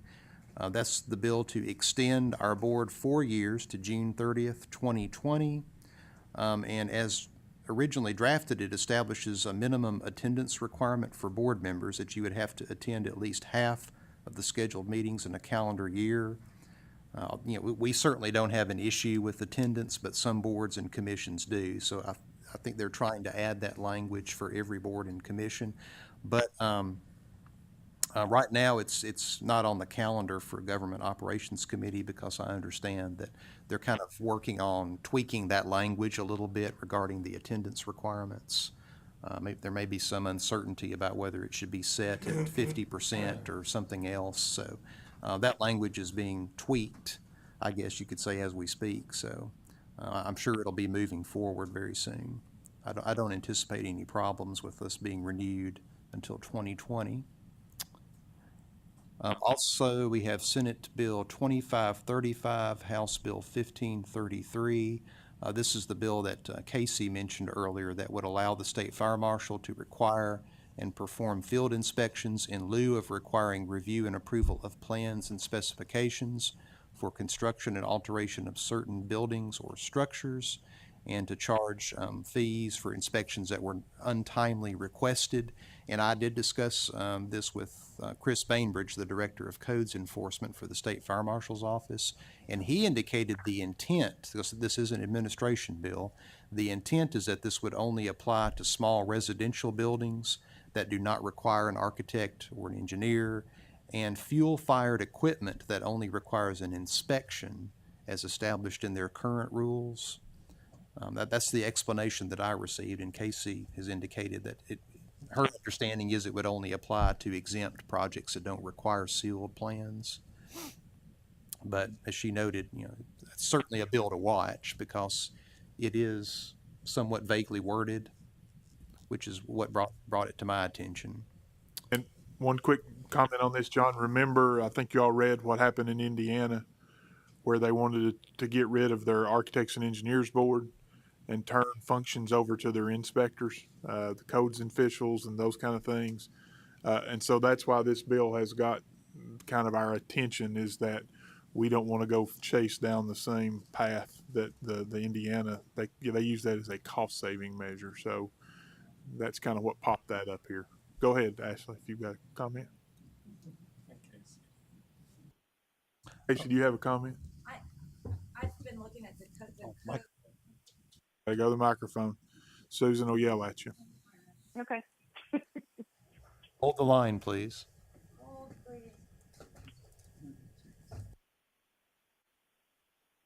I've been trying to do some research on this because I talked to Chris for a long time too, and Ashley did as well in a separate conversation. That's clearly the intent. And I had both Chris on the phone and the fire code person, Preston, I think, with him. So the issue that I'm concerned about, that I think I would love for you all perhaps to ask Ellery to look into the rules I've found in the last 5 minutes, the rules that specify where the A&E board steps in, which is under 62-2-102B. And then under that, 1A and B specifies all of the pieces that Chris laid out. What I'm concerned about is that the bill itself, Senate Bill 2535, specifically only references 62-120-101 little d1, which does not in any way kick things back, reference at all back to your oversight. And so the concern is making sure that those two are actually connected in law, not in intent.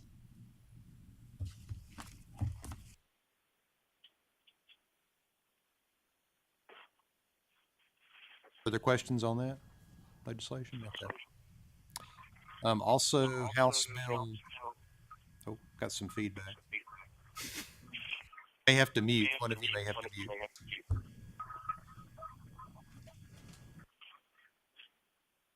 Okay. Oh, there we go. That's better. House Bill 1726, Senate Bill 1672 allows construction design professionals under contract with certain state agencies to bill and receive payment monthly, and specifies the services included in the basic services fee and services that will require additional compensation. And I believe I heard the societies are supportive of that bill. So House Bill 2201, Senate Bill 2469 is a very interesting legislation. It would enact a Right to Earn a Living Act, which requires agencies to conduct an annual review of all rules to ensure that regulations of entry into businesses, professions, and occupations are demonstrably necessary and carefully tailored to legitimate health, safety, and welfare objectives.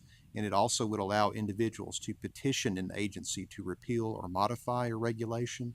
The caption is very, very broad for this bill. It opens Title 62, among other chapters. So just a bill that, we're definitely monitoring, because it certainly could impact this board. And also House Bill 2569, Senate Bill 2534. Very excited about this bill because, among other things, it's an administration bill. It's going to amend our statute relative to comity registration requirements for architects, which would allow us to accept architect applicants who have an NCARB certificate, even if their qualifications may differ slightly from those in our law and rules. We can accept them as long as they have that NCARB certificate. And this is something the board's been discussing for the last couple of years, and was submitted as a legislative proposal, so it was introduced in one of the administration's bills this year. And finally, I'm happy to report the appropriations bill for this year does earmark, once again, $350,000 for the board's grants program. That's pretty much on automatic pilot, but I always check, just to make sure it's in there every year, because that's our authority to do the grants. And that's all I have on legislation, unless there's other questions or comments. Questions from anyone?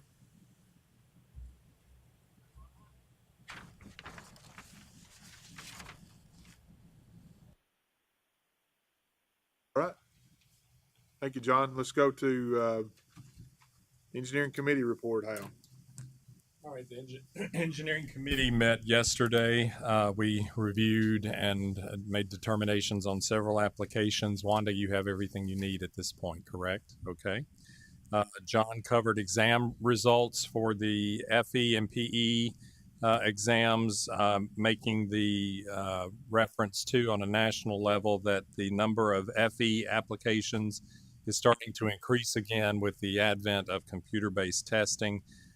We did have some conversation about passage rates, and then John also, from his member board administrators meeting, talked about the schedule of PE exam going to computer-based testing. It will start in 2018, go over the course of 4 years to 2022, with 2 disciplines per year, starting out with chemical engineering and nuclear engineering as the first in 2018. So, John, do you have anything else you want to share on member board meeting?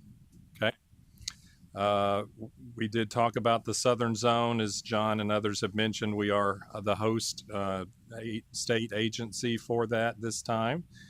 We welcome everyone, the whole board, to come if they want. They can coordinate that with John. We did cover licensing agreement with foreign jurisdictions. I guess, do you want to cover that, Mr. Chair? Yes, sir. We probably should, because I don't think it's on your action items. Is it, John? No. Ellery's action. Is it? I'm sorry. Okay, let's wait. So we'll wait. Okay, no problem. Stay tuned for that. Decoupling was discussed, and the discussion on applicants who sit for a PE in another jurisdiction. Ellery, I don't mean to put you on the spot, but why don't you share with what our resultant determination was from the conversation yesterday on that. Yes, so when John and I were going through the proposed rule changes several months ago, and the whole conversation of the decoupling, it happens pretty much every meeting now. I found out that we are not actually following our rule in terms of out-of-state applicants in terms of decoupling. So I had proposed a rule change to change the rules to put them in line with our current practice. The engineering committee discussed it, and they decided that they did not want to go forward with that rule proposal, but we didn't want to, be in conflict with our rules either. So they're going to stop that practice for out-of-state applicants right now. So that when we get to the rule changes, that one we're just going to delete. And continuing on that topic, Casey was in attendance yesterday, and she will be taking back to her ACEC and TSP boards the subject again for further action in collaboration with this board. So stay tuned for more information on that. We did discuss energy service companies and engineering registration laws. Mr. Lim, would you like to expand on that? What I brought to the committee was to kind of be aware that there's an organization called Association of Energy Engineers. They've been around for a long time. They do give two type of certification. One is called a CEE, called a Certified Energy Engineer. The other classification is called CEM, Certified Energy Manager. So I have no problem if you call yourself CEE and you have a PE. As long as you practice that you have a PE, you can practice engineering. But if you don't have, you must not construe yourself that you're practicing engineering. What's really is concerning is that you might get a CEE or CEM that comes in to your building and start giving all the advice about, you need to change out this light fixture for better use of your light, of your energy. That changes the lighting of the room, and they even advise people on the HVAC. What about the flow, airflow, and so on and so forth. So just wanted to kind of tell everybody that we just need to keep an eye on what's going on, because as if you can see that TVA is a big push in terms of energy conservation or wise use of energy. And one of the big problems that if you live in Tennessee Valley area, there is a big push about teaching our consumer to be wise use of energy. So just want to throw it out there. Thank you. All right. And lastly, I shared with the committee yesterday that I had the opportunity to serve on a NCWS task force on the use of technology. The result of that was some language that will be incorporated or presented at the different zone meetings, and then ultimately this summer at the annual meeting, that gives some guidance on the use of technology, particularly in the areas of signing and sealing electronically, and use of BIM, which is Building Information Modeling, and LiDAR. And so the language will, if adopted, be incorporated into the model law for use by those that use technology in the course of their work. So, and Mr. Chair, that's all for the Engineering Committee. Don't forget the exam irregularity. Oh, I apologize. Yeah. Sure. So one important thing, we were notified by NCWS, and I'll let John fill in some of the details too, that there was an unfortunate apparent irregularity based on the models used to review answers. The report came with some details on what the model observed in relation to two test takers. They were in Tennessee. John and Ellery also got to review hard copies of the exams, and we can share details if you're interested, Mr. Chair, in sharing it. Should we go into more detail? Well, I think we've got a recommendation from the engineering committee, and I think let's share that recommendation, and then if they have questions, then we'll go forward. So for the purposes of the recommendation, we are calling the two test takers test taker A and test taker B to protect anonymity. So based on the evidence supplied by NCSS and upon review and recommendation by John and Ellery, it appeared that test taker A was not at fault. Test taker A, though, based on cut scores, was unsuccessful and did not pass the exam. And the recommendation of the committee was to just allow the exam results to stand and inform the test taker of the result. Test taker B, based on evidence supplied by NCSS and upon review by John and Ellery of the hard copy test results, appeared that there was behaviors on the part of test taker B that would support that they cheated. So by virtue of that, the committee recommended, again, this will all come to the full board for vote, but that test taker B, the results, and y'all help me remember, did we agree to release them? Invalidate. Dr. Watch. Yes, I knew that, but invalidate the test results, which means they won't be made aware whether they passed or failed, and that if they apply and are approved and sit for the exam in the future, that it will come with a proctor watch, which is a more one-on-one observation of the test during its taking. So the motion, do I need to make a motion, Mr. Chair?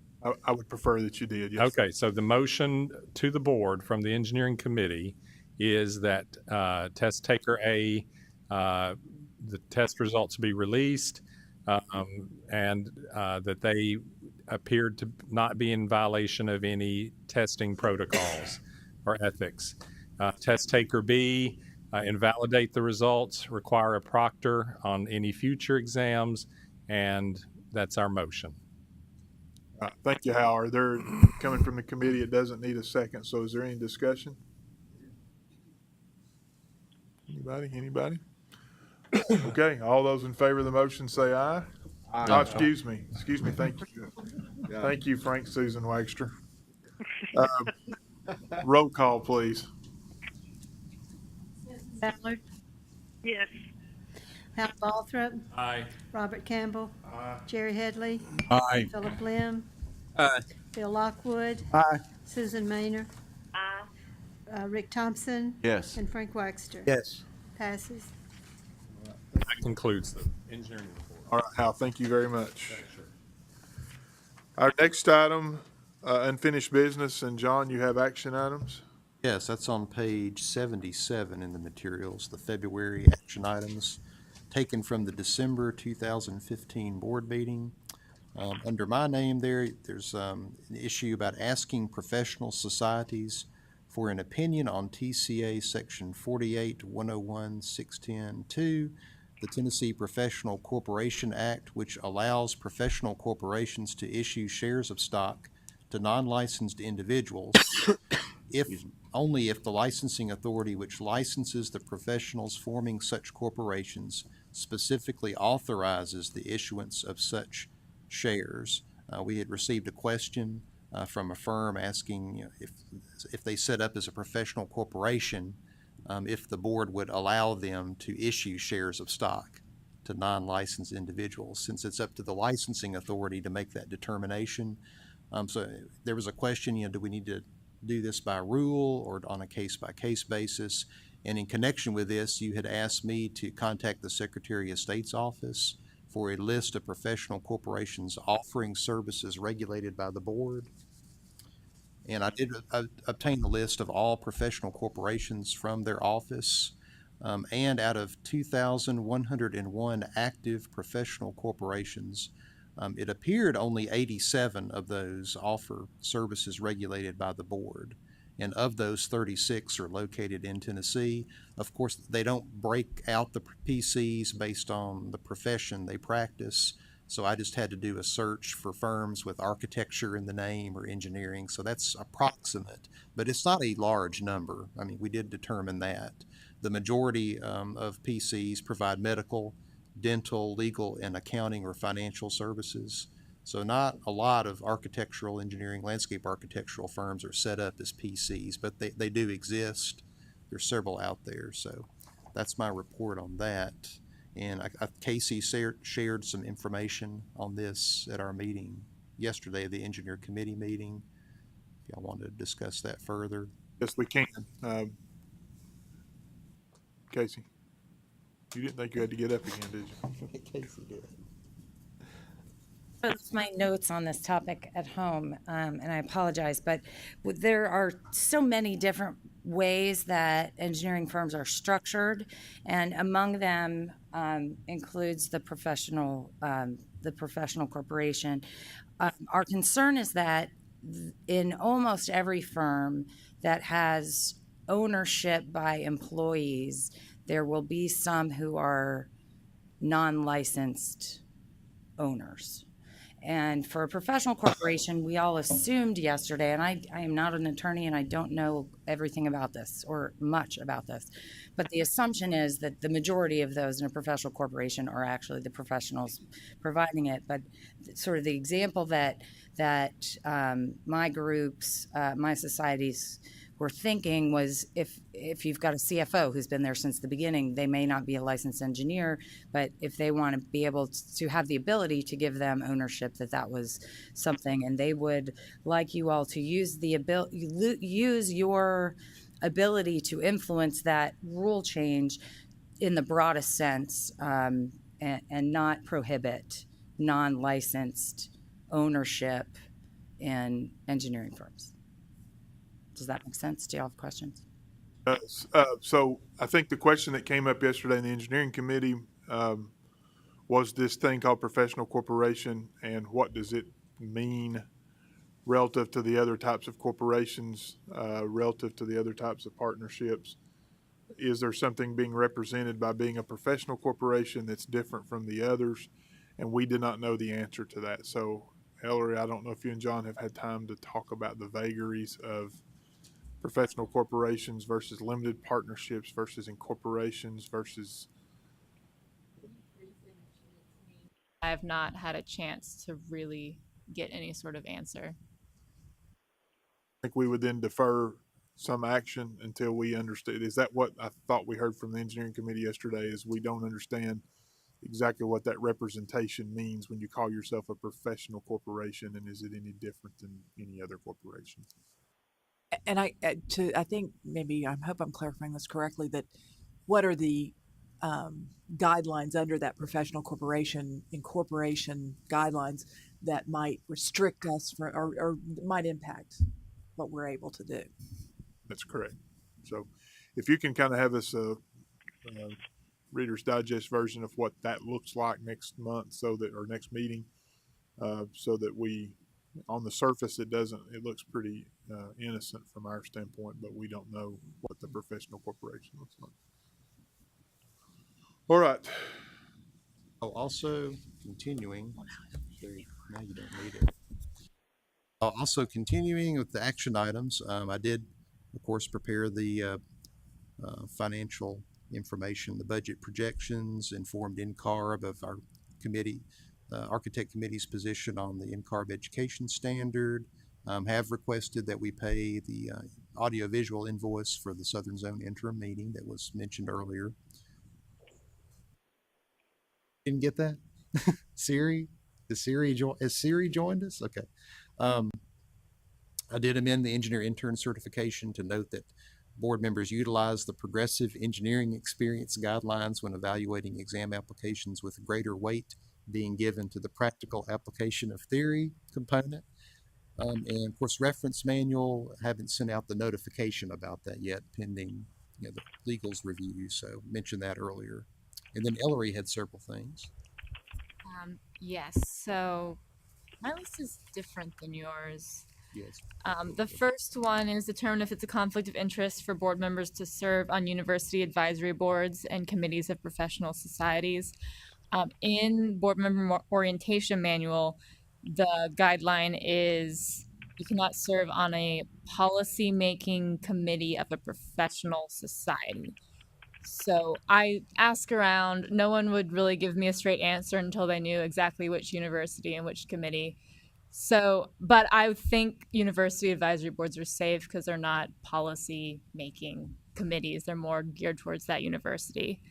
And then it would just, without knowing what committee and what that committee does, I can't really give a broad answer. It would just depend on whether any committee of professional society would do policy making. So it's not a real answer. I tried to find one, but So we should, and I think when we did board member orientation, and I think every year we are supposed to on the ethics yes, so thing, fill in those things that we believe could possibly be conflicts of interest. yes. And I hope everybody has done that, right? Yeah. And so what happens if you think of one and you forgot to put it in, you can just let us know and we'll add it in. And what happens is that the deputy commissioner's office looks at it and makes a determination based on that fact specific committee and everything regarding that is whether that is a conflict or not. All right, so the next one was outside reviewers for enforcement cases with a non-disclosure agreement. I still don't have a straight answer for you on that either. I ended up having to talk with our contract attorney since they're the ones that do the contracts, and yeah, it has not come together yet, so I apologize for that. We have the rule changes we'll discuss next, I think. The expert testimony FAQ was caught up in the reference manual revisions, so I don't have that final language to discuss today. Okay, we already discussed the ones on the engineering committee. We have drafted the MOU for Japan and foreign jurisdictions. The engineering board looked at that. John, do you have anything to add? Well, the engineer committee was okay with the draft that was presented yesterday, so I'm going to follow up through NCAAS, follow up with the Japan PEFE Examiners Council to gauge their interest in entering into an agreement with us and see if we can get that agreement established. All right, and I have one more thing. Yep.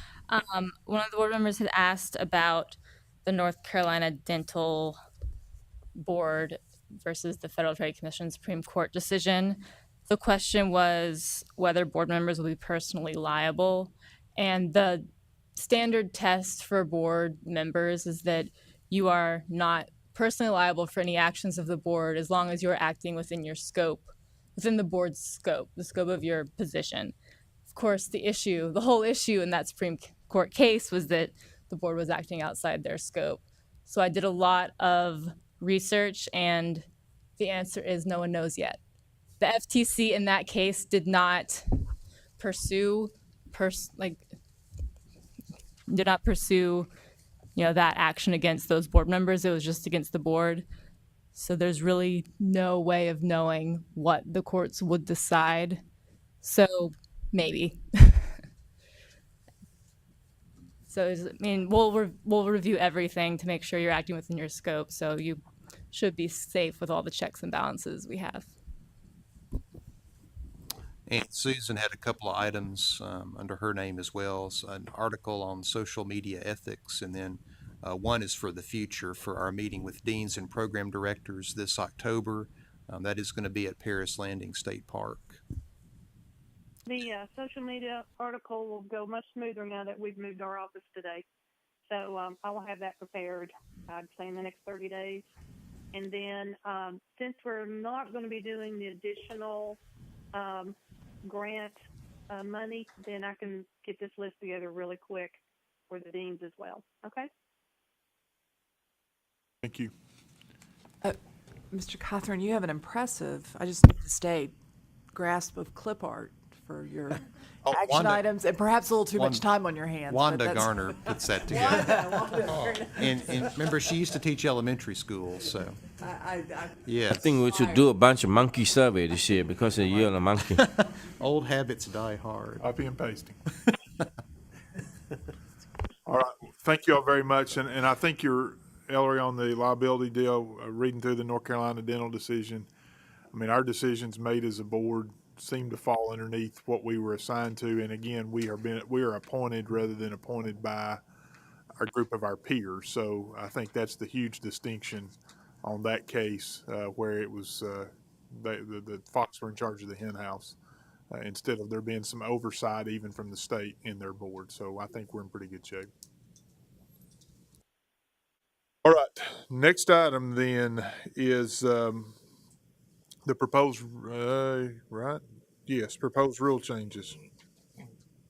So a version of this was given to you at the last meeting. There were some comments made on it. So I incorporated all those changes. Two things that are in here. I'm not sure what page on your iPad, but the second page of the rules, page 80, Rule 0120-01-.10, Education and Experience Requirements Engineer. The engineering committee decided they did not want to pursue that rule, so that will be, deleted as long as the rest of the board's happy with that from these proposed rule changes. And then one other thing that is not included in these rules is the potential fee change. I highlighted it, but we hadn't yet determined whether we were going to pursue a change or not. So I guess that would be the next point to discuss. So you have let's go ahead and then discuss the fee change. There are others as we go through here. So it would be appropriate to treat them on a one-on-one basis, correct? Treat what? Their proposed rules. Oh, yes. If there's modifications, let's do it section by section. Yes. That way we can keep up with it. Okay. Mm-hmm. So any discussion, and we've had a lot of discussion on the fees and John's work on projections, about number 3, where it's engineer, architect, and landscape architect for $140, about possibly reducing the fee. Yes, sir, Ricky. One thought that I don't think I heard, but if it was stated, I apologize. John talked about reduction of fees, that it's easy to do that, very difficult to raise fees. Have we thought about keeping the fees as they are and dealing with not accumulating too much reserve by increasing the grant amounts substantially that we're giving to the colleges? Have we talked about that? I don't. Go ahead, Philip. I'll weigh in here in a minute. I saw on the grant committee, and it's exactly, and I'm gonna wait for Susan to weigh in on this. But in my mind, if you have surplus, first of all, I'm not in favor of trying to lower the fee, because $10 is very small amount to an individual. And then when you later on, people will never write your thank you note for lowering the fee, but when you raise their fee, they will remember that. It's kind of like in the rate structure that we have in utility company. You lower a rate, nobody remembers it, but when you raise the rate, people remember it. So I think a better use of the money is to ask the grant committee perhaps to come up with a 3 or 5 year plan. What's our strategy? How we can mimic and follow this to draw down the reserve. I know that we have talked about this before. So I'm going to let Susan weigh in on this. I think Susan has some ideas on it. All right, Susan. Well, as you all know, I've been the one that pushed to spend more money on education because the state has annually reduced the amount of money to give to the schools. At the University of Tennessee, they have added additional fees to special classes like engineering, architecture, so on and so forth. On an hourly basis, the students are paying higher fees than regular classes. So I think if we could keep it at 140 and take the surplus money and put it into education, I think that would benefit all of us in the long run. That's just been my passion while I've been on this board, and I think it's a good use of money. Personally, $10 is not going to make any difference for me, in terms of my overhead, but it makes a big difference when we pull it together for the students. That's my thought. Other discussion? Ricky? If the fees stay the same, and if that is favored by the board to increase the grants, I like the idea of just increasing the grant amount from 350,000 to whatever is needed to keep the surplus from getting too large, so that, because right now we have an equitable distribution among the schools by formula, and I think that's important. Is there movement by other boards to do similarly for their respective professions? Lower fees or give grants? Lower fees, I'm sorry, lower fees. The other boards I am working with have been, one just recently lowered their fees and another is about to lower their fees. So it's something they're looking at, but their budgets allow it. And those boards do not have grants. So they don't have, I mean, the A&E board is in a unique situation that they do give back to the universities. And I don't know of any other board that does that.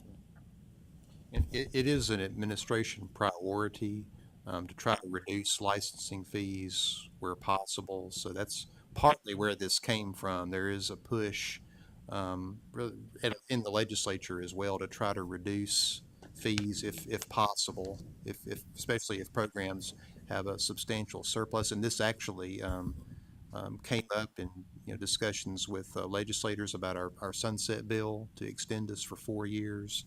There was mention made that they would like to see fee reductions, not just with our program, but other programs as well. So there, in general, statewide, there's a push to try to reduce fees.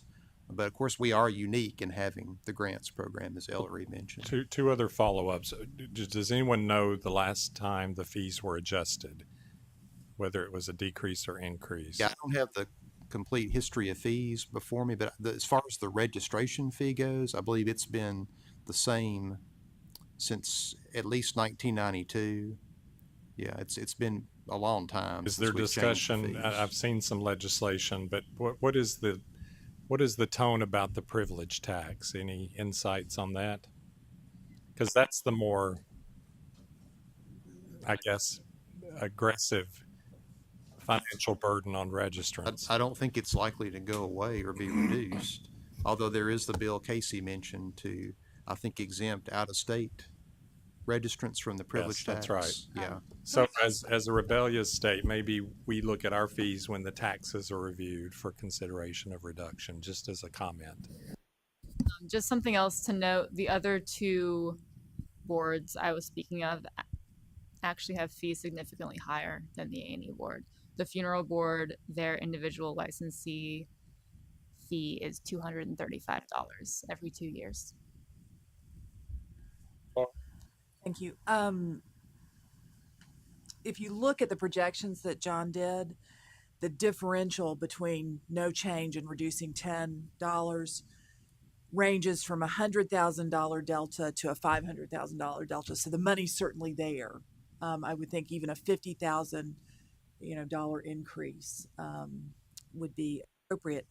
My only question, I guess, to John is, reducing fees is something we can do as a board, and increasing the grant is a legislative. So these are not real backwards. I'm sorry. You're right. I think the grant though is from the budget process, but it's still a submittal. But we have to go through a rulemaking hearing, right? But you said the legislator would make us raise fees? Well, for grants, it's we get authorization from the legislature, and it's included in the department's budget for the appropriations bill each year. The raising of fees is a legislator we could reduce the fees. So I guess my point is, we're not really. I'm not sure that not doing one enables us to do the other. Just so we're clear on that. It's not absolute. I mean, but I think obviously you make a case. If you don't do this, then you make a case with your reserves to do the other. But I'd be in favor of the grants side of it. From an administrator's perspective, we have increased the grants appropriation many times in past years. It started out at $175,000 in 2002, and over time, since I think 2008 was our first increase, we've increased it to $350,000 at this point. I don't necessarily want to go back every year to the department asking for an increase, but I mean, that's certainly something we can do. But I want to remind us that that has been based on economic development, our ability to have more registrants, more money, more opportunity for grants. So I hear what you're saying, and I guess I understand the care not to appear to be overly aggressive, but I think if we tie it to the fact that our revenues have been are commiserately going up because of economic development, I think that's the basis by which we approach to ask for more money. It's not that we're stagnant, we're actually growing. And I think too, before we would propose to a dramatic increase, I mean, we're probably talking about $100,000 to $200,000 increase here. I think the grants committee would need to develop probably some guidelines as to how those funds are going to be used, and it probably needs to be more than just money for equipment and to pay exam fees. I don't know what y'all might have in mind for that, but scholarships, Well, I don't know. But this is Susan. John, going back to the special project that we thought we might be pursuing this year, we could put some guidelines together that in order to get an X amount of pot of money, that they would need to work together within the multiple disciplines and do a project together. And so I know that's been done at the University of Tennessee. I think it'd be a good opportunity to work with some of the other colleges and have an opportunity for them to work together, because Tech doesn't have an interior design program, but MTSU does, and they're close enough that they probably could work together. So I see it as an opportunity for us to expand education, and even if we reduced it by $5 to help the legislative group feel like they've accomplished something, but at the same time, we're not hurting our grant program. I think it might be time to, for want of a better word, decouple the conversation. Really, the issue is solely on whether to reduce fees. And the grant, I think, probably is a much longer, broader conversation. And I think Susan's right there, and John, but that's not really what we can do here today, from what I understand. All right. So, do we reduce fees? Do we not? And I think, let's back up here to recouple them slightly. The discussion on reducing fees has come from a question asked at our sunset hearing, or a statement about others. Can you reduce fees? and just the administration in Sure. general is supportive of. So does the reduction in fees allow us the future opportunity to raise grants in a more unfettered way than not lowering fees and then asking for grant? Because we still run the risk of going into the administration and saying we want to raise grants another 50,000, 100,000, 200, whatever the program is, and them saying you've not reduced. What are you doing on the other side of the equation to help the individual person out there, and turning that down? Whereas it may be easier sale. I think that's what I'm hearing from you with a reduction to do that. Is that accurate? Could be. Okay. Go ahead, Hal. Oh, no, I'm just listening. Thank you. Well, at this time, I think the tenor seems to be keeping the fees where they are. But I would like the conversation, maybe the grants committee could get together and have a plan. And I think it would be good to present that plan to the administration and just ask point blank what's, politically, or whatever the right word is this something that will be palatable going forward to be supported by the administration, and what would be, because there is a political element to this, right? Although we would like to take all of our excess money and help the universities, there still is a political element to it. It's not something that has to be included in this rules package. I mean, we could potentially do it later this year as a proposed rule, maybe, if we chose to, just as a separate proposal. So anyways. Okay. Philip? I think the fact that we're sitting here, that we got money, which is a good thing. I understand we focused a lot on the grant committee, but I believe, John, sometime back we were trying to do a little bit more in terms of our outreach program. We have not really beefed up that.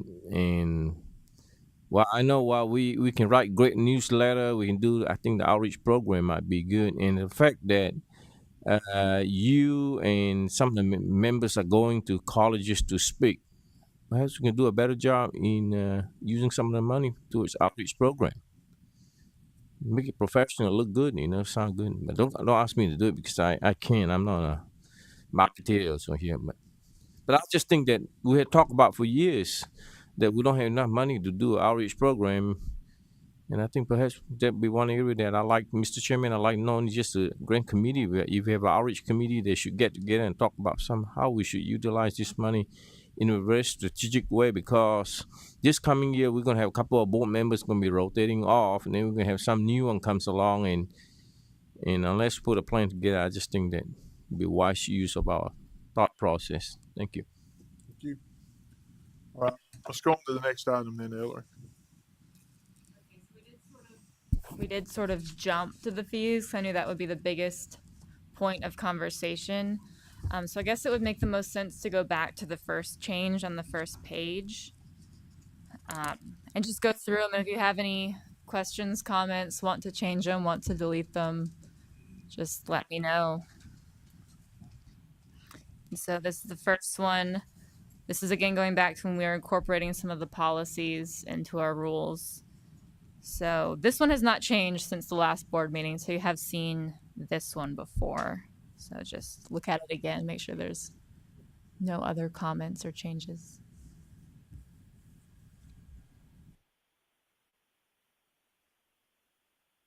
Comments? Mr. Chair, just to be clear, I apologize. That was the question I asked earlier. We talked about doing it one. I think I misunderstood. One change at a time. Yeah, I think that's what we talked about, doing one change at a Yeah, time. well, if the board wants to go forward and approve rules today, we would need to vote at the end. But what I was thinking now is just go through all of them and see if, like, one by one, to see if there are any changes the board wants to make. That's what I'm saying. Let's. So we're on number one. We're on page 79 at the bottom, right? And there is a thing in red here. It says this incorporates the policy use of title of registered and other. So are we okay on that one? Good. Okay, let's go to the next one. Page will be page 80 at the bottom, and we have up at the top. This incorporates the policy registration expired in another state. And this just clarifies what the current practice is, since it was a policy as well, just to put it in the application rule. So when an applicant reads, that individual knows exactly how to apply. Questions from anybody? Good. Okay, go to the next one. And this is highlighted in yellow. Oh, that's right. We're not acting on that one, correct? All right. So the reference one, this is something the board had requested in the case where an applicant is unable to get reference from a current or past supervisor. We changed it so it was mandatory to now it's just preferred. Okay, so that I'm sorry. That's on the same page, page 80. If you'll look on number 3 under Rule 0120-01-09, what has been crossed through? Okay, good. So we're good with that, everybody? Okay. And then we're going to go bypass what's highlighted in yellow because we did not want to do that yesterday. Yes, we will. That will be deleted from these rules. Good deal. So we're going to page 81, which we. I was there. I'm sorry. That's okay. Instead of will. Yes, you're right.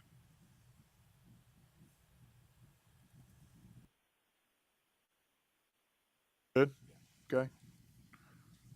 Next page 81, and we have, where's the fees that we discussed, and then the next one is item C, below the fees, right?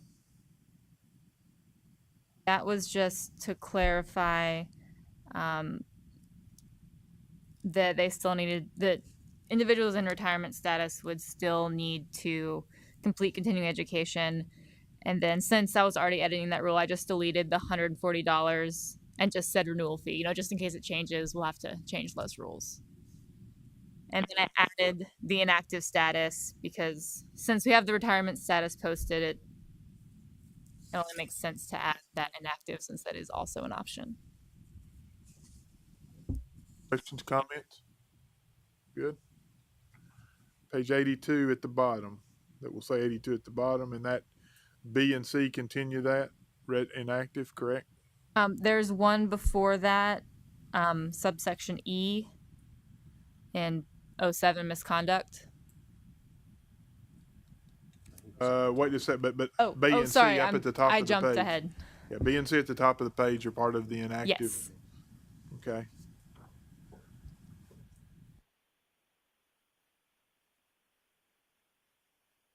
Good.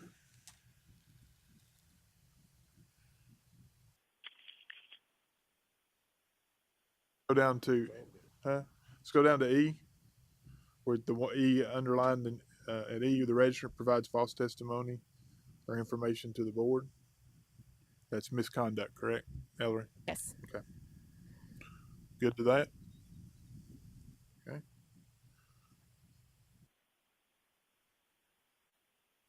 Next one is in red. Rule 010202-08.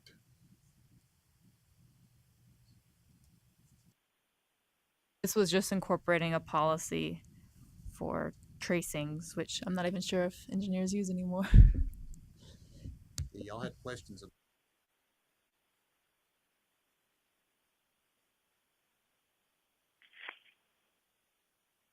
If somebody's speaking into the microphone, I can't hear them.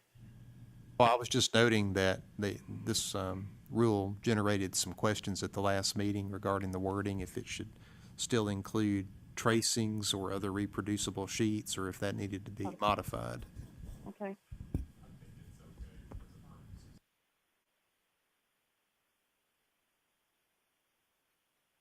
E was something we discussed at the last meeting that the board wanted to clarify about adding the cover index page in C.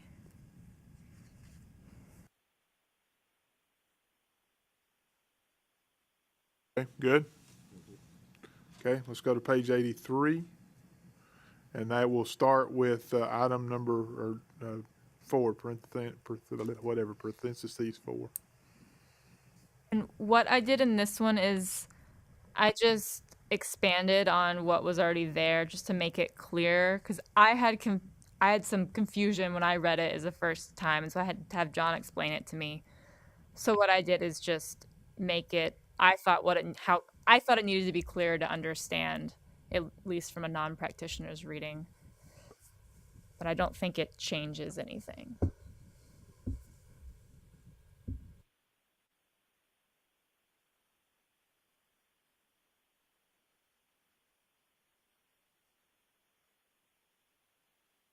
Questions on that? Good. Number 4. Okay, we're going down to number 8, parentheses 8, which is below that. There's 2 or 3 items here. Board had recommended we clarify the rule for electronic signatures to just change the language to make it clearer.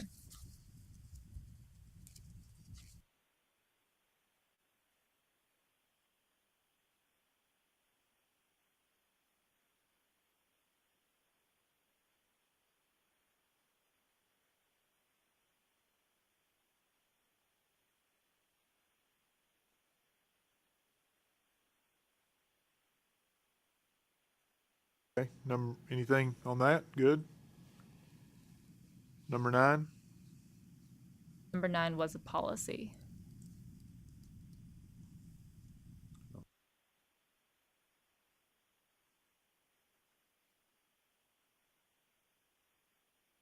Good. Okay, then we have incorporates the civil penalty chart.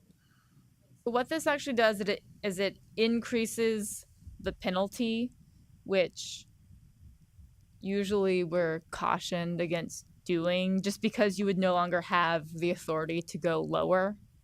But this is what your chart says this is what you do. So I just put it in there for discussion.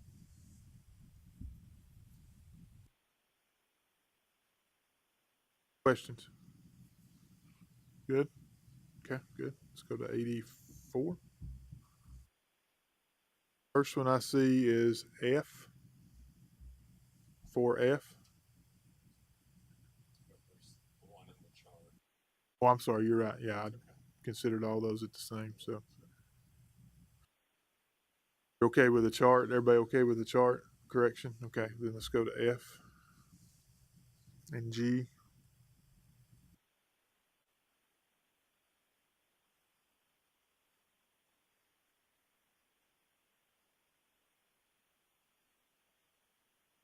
Good. Okay. The next one is in red.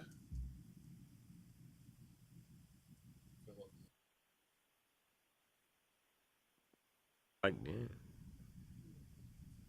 Okay. So that's in item number 1 after with a minimum passing score of 80%. You good with that, Philip? You don't want to make it higher? I'm not perfect, we're human. And down at the bottom, there's one underline for the authority. Is that changing the section? No, I just went through and reviewed all the authorities, and I just added one that was applicable.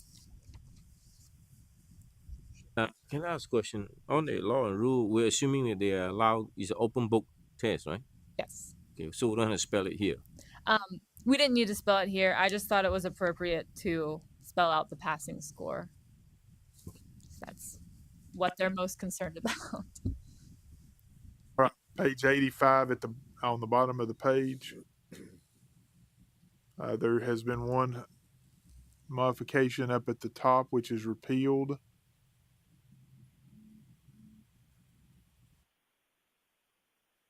Yes, and that is the interior design grandfather statute that no longer applies to anyone. Everybody good? Robert, I'm good with that, but I do want us to add the interior designers fees at $140 on the list because we pay the same fees whether we lower it or not. You can update that part. What I'm looking at doesn't have it. I don't have what Ellery passed out, so I apologize. It should be in the packet that was sent to you.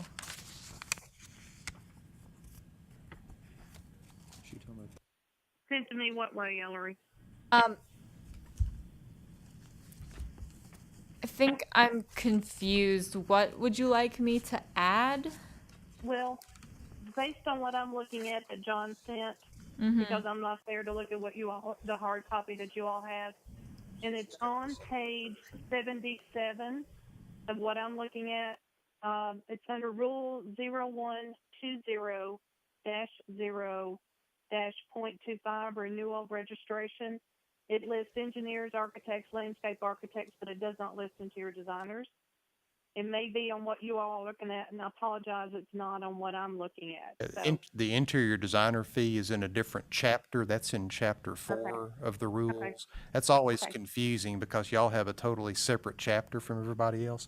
And I think when she highlighted the registration fee, I think we left off the chapter 4 rule for interior designers accidentally. But since we're not changing the rule today, then that would be deleted anyway, so it wouldn't matter. Yeah. Okay.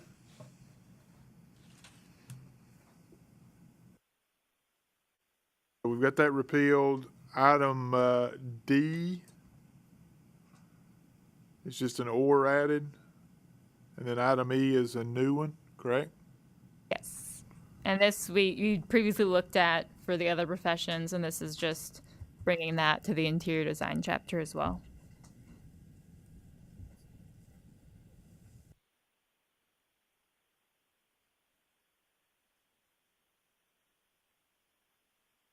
We have dash 11, where it incorporates the civil penalty chart, and that there are 2 changes on this page. The board order and TCA 62-2-101. Good with that?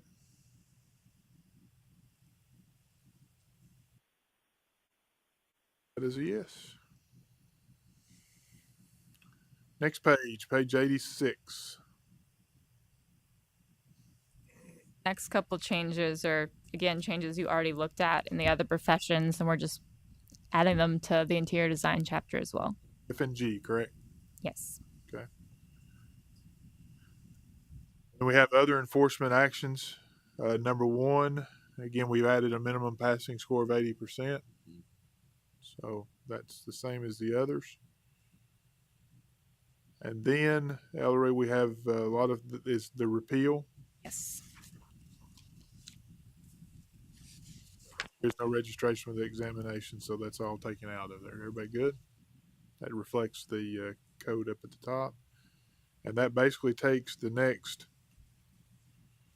page, takes page 87, right? Is that the same thing? And the top of page 88. That entire repeal of the rule are all those things. So we should be good there. Okay. Let's go to page 88 at the bottom of our middle of 88. We have in red amended to allow credit for patents and authoring accepted licensing exam items amendments. And that is found in F.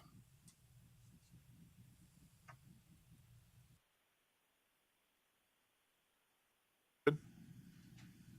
Okay. Next, page 89. Item J, where we have and canceled out, and K is patents and, which corresponds to what you said about adding patents to that. Good. Then we go to item C below. Credits is amended as follows.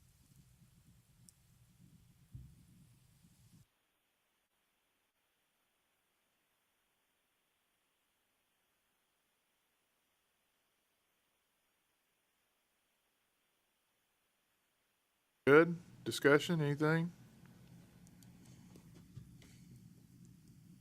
Okay. Let's go to item G. Good. Go ahead. The change in the PDHs. So if you write an article, you get 10 PDHs. If you have a patent, you get 10 PDHs. It just seems a little, just wondering where that, and I don't remember the discussion originally, just wondering where that came from. It came from the Continuing Education Committee. Okay. Back in October, I think. Okay, thank you. It's from the NCWS model rules, their CPC guidelines. That's where the numbers came from. Yeah. Question. Yes, sir. Health, safety, and welfare. Does this address any of that? Or are they just PDHs?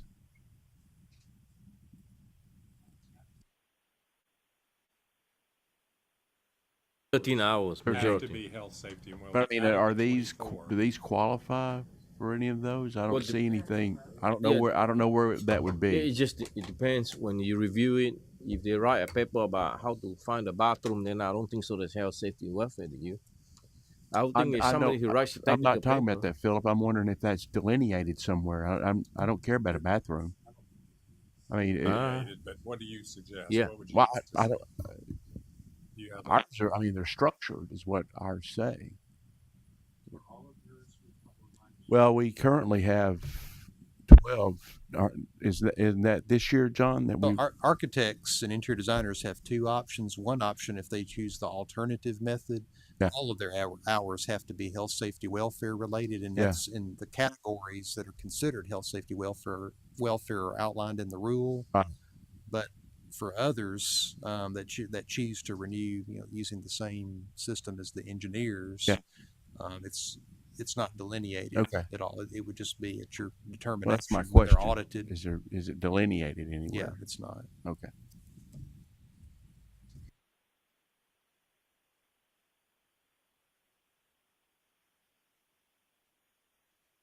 All right. Item G. Okay. That goes back to your comment, so that's from there, so we're good. And page 90. Doug and Bob McKenzie said, and welcome to page 90. Item number H up at the very top.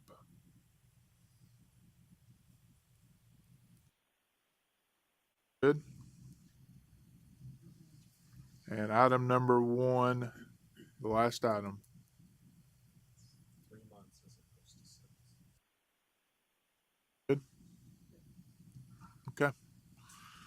Fantastic. So those are the proposed rule changes, and we didn't really make any changes except when we didn't make any changes because we didn't do anything on the fees. Did was delete the change in rule 0120-01-.10.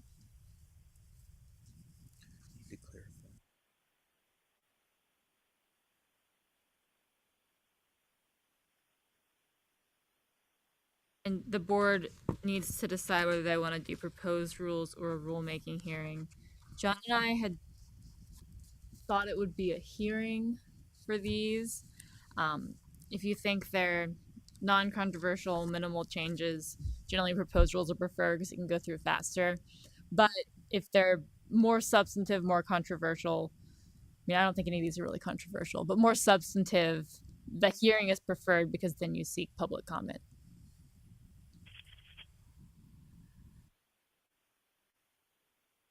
Pleasure of the board.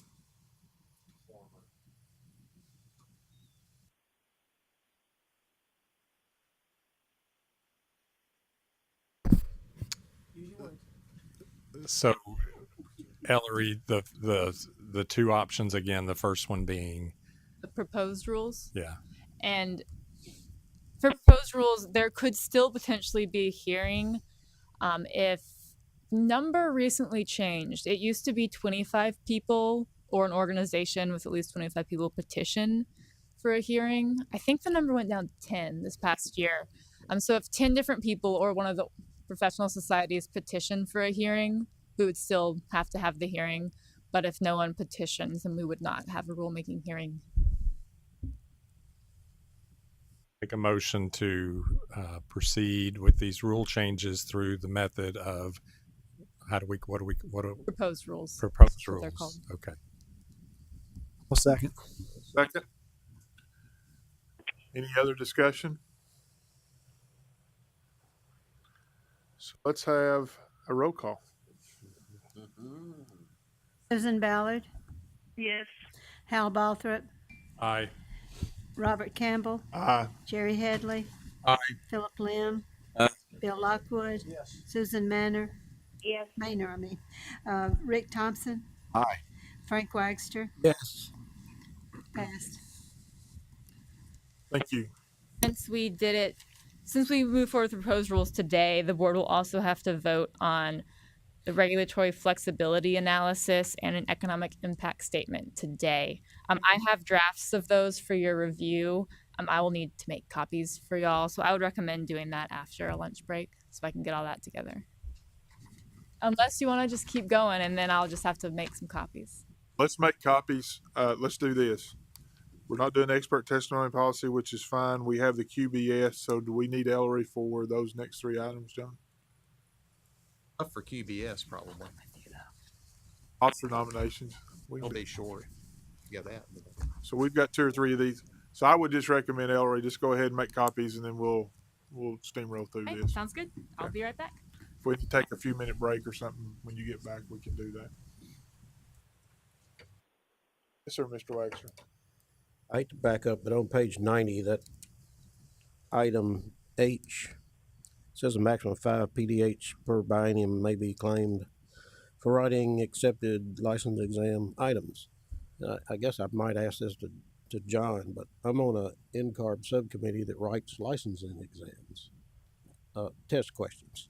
And they have sent me a certificate saying the last go around that we went through, they gave me 12 HSW PDHs for that.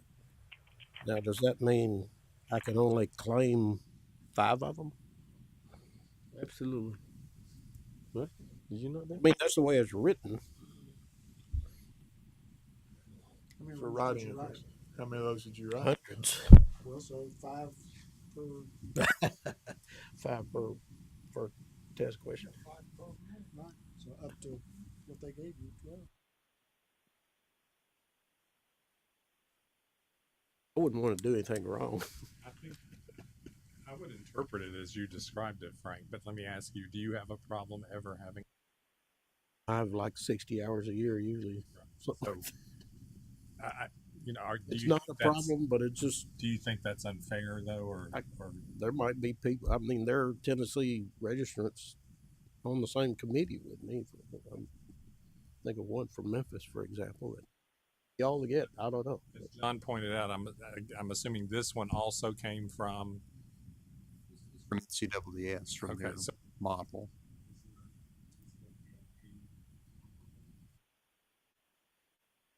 ARB, that's where this came from. I don't think NCARB gets this specific. I don't think they mention writing exam items in their model. Yeah, they don't. That I know of. Like I say, I don't care either way, but that could affect some people. And the NCARB is the one that's issuing that.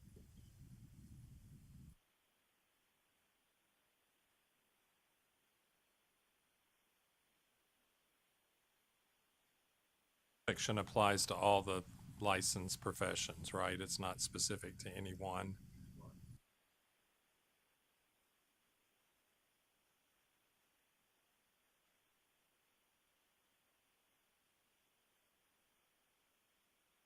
Ought I bring it up? Perhaps you could bring it to the continuing ed committee, and then we'll go back to Carmen and see if they.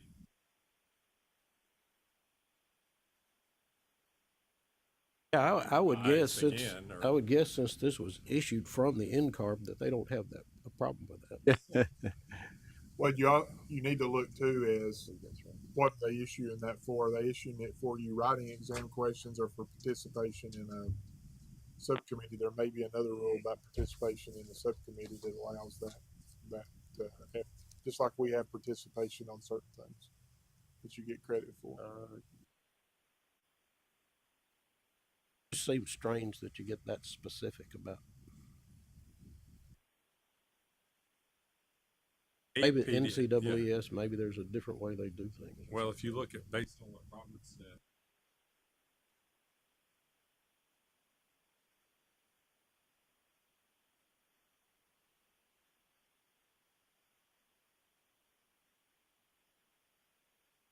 And it limits it to 8 PDHs.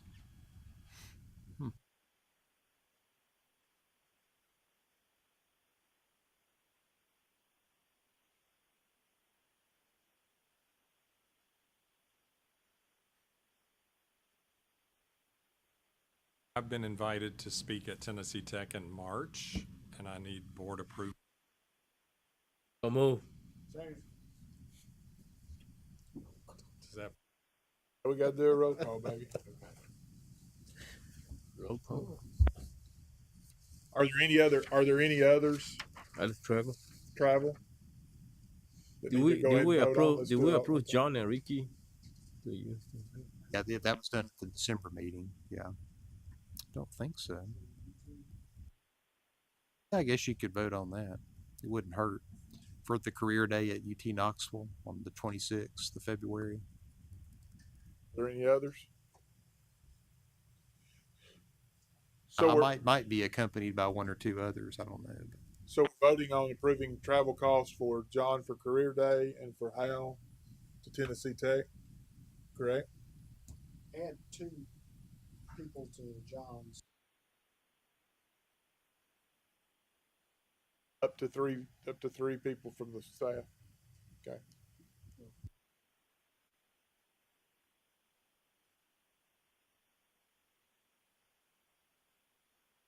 So we're asking to approve up to 3 people from the board or staff for UT Career Day and for Hal to travel to Tennessee Tech to speak to the engineering students.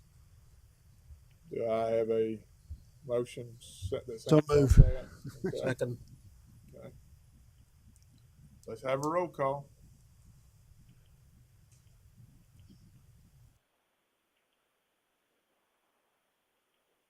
Susan Ballard, Yes. Hal Balthrop, Aye. Robert Campbell, Jerry Headley, Aye. Philip Lim, Bill Lockwood, Yes. Susan Maynard, Yes. Rick Thompson, Yes. Frank Wagster. Yes. Pass. All right, let's do one more item here about call for nominations. Okay. Since Hal went ahead and skipped at least 3 items down from where I was at, we'll do this in reverse order and hope So that you're in charge. I thought it was too for just a Yeah. minute, but thanks for the illusion. So we're going to call for officer nominations at our next board meeting. We will meet prior to that board meeting, and John will get together and figure out when that time for probably 8:30 or something that morning of the board meeting with the nominating committee. So if you have nominations, you're in charge of that, right? So please get with Rick Thompson and give those nominations to him, and then we will vote on those and move forward at the next board meeting. But that's our notification for that. So you don't need to vote on that, roll call or otherwise. I just get to do that. Qualifications-based selection and submission of historical data. But this is a question that I got just very recently. I think Ashley was aware of it as well, but she's gone. But it came up where an architect contacted me regarding this in RFP that / RFQ, little fuzzy, that was asking in addition to their qualifications information, asking them to submit historical data on past projects, public projects that would, where they would include, the total cost of the project, what their fee was, et cetera, that kind of information. And I mean, he mentioned that, that this would all be information, I guess, that could be obtained, but it's public information because it's public projects.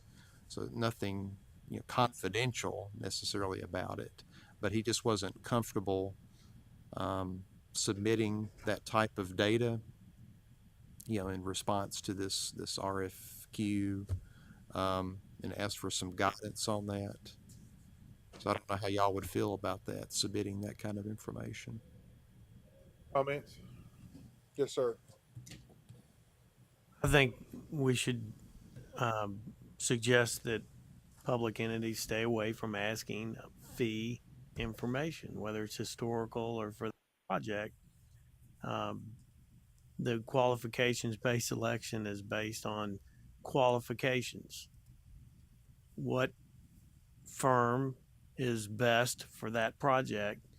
And if they select somebody and the fee is not acceptable, they move on to number 2. So I mean, I think it's pretty simple. And not all public projects are fee formula based. Some of them they ask for proposals on that, and so I just think that that we keep it simple and achieve the purpose. Other comments? To be clear, asking for construction costs that are not fees is I would think appropriate, because you want to know what size construction projects to make. So but then asking for fees in addition to that would cross the line. Is that what you're saying? I agree. Construction cost is, that's not fee. That speaks to their. I agree. Let me get my left-hand man to go next. Frank? Yeah, I'm not aware that we have anything that disallows that at this point. Is that correct? It's not addressed in our FAQs, and this would be really a legal question. I'm not sure if we would have the authority to prohibit that based on the wording of the QBS statute. I don't know. I don't like it.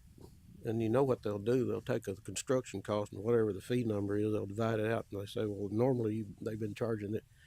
But I've just gotten I don't know if it's the same one you're talking about, just gotten one pretty much the same format, and it was written by CTAS, pretty much. But anyway, you know, it puts a lot of work on our part actually to get all this information, because it was for each job they wanted, you know, a long list of stuff. But at the end in their RFP, they say that they're going to select the firm by qualifications. Fee will not be a consideration. They will negotiate it when it's right out of the book. They'll negotiate the fee, and if they can't work out the negotiation, they'll go to the next. So it's like they're aware of all the requirements of the QBS, but they're adding just a little extra deal in there with the word fee in it. And I agree with Ricky. We should somehow try to, stymie that, stop that. But at the same time, I'm not sure we've got anything to do with other than us make a new policy or something like that.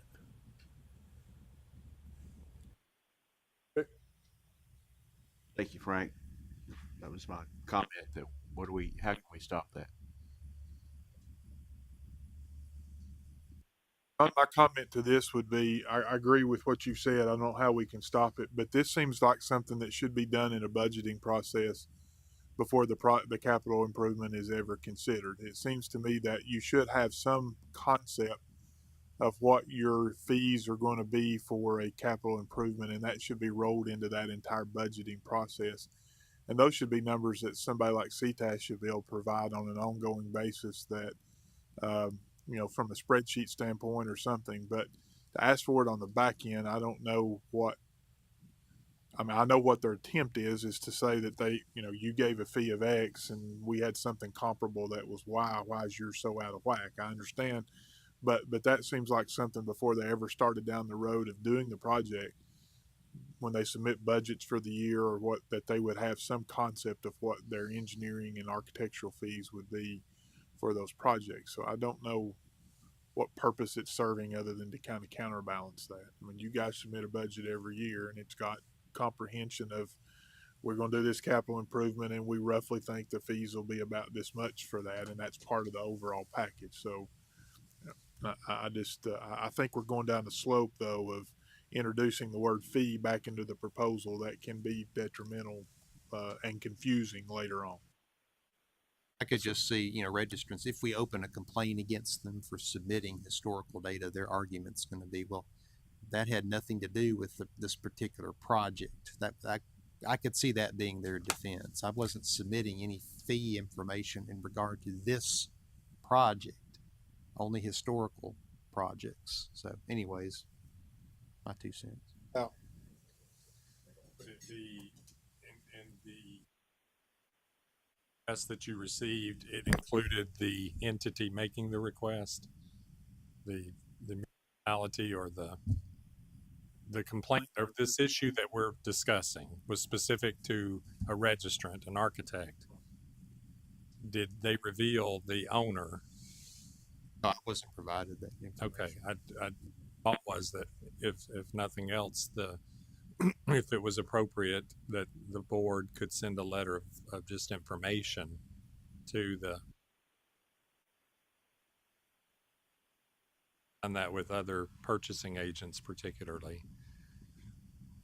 Perhaps the content of the letter could include that, although the intent may not be to use history as a component of selection, we are concerned that it may circumvent the law and put a registrant in jeopardy.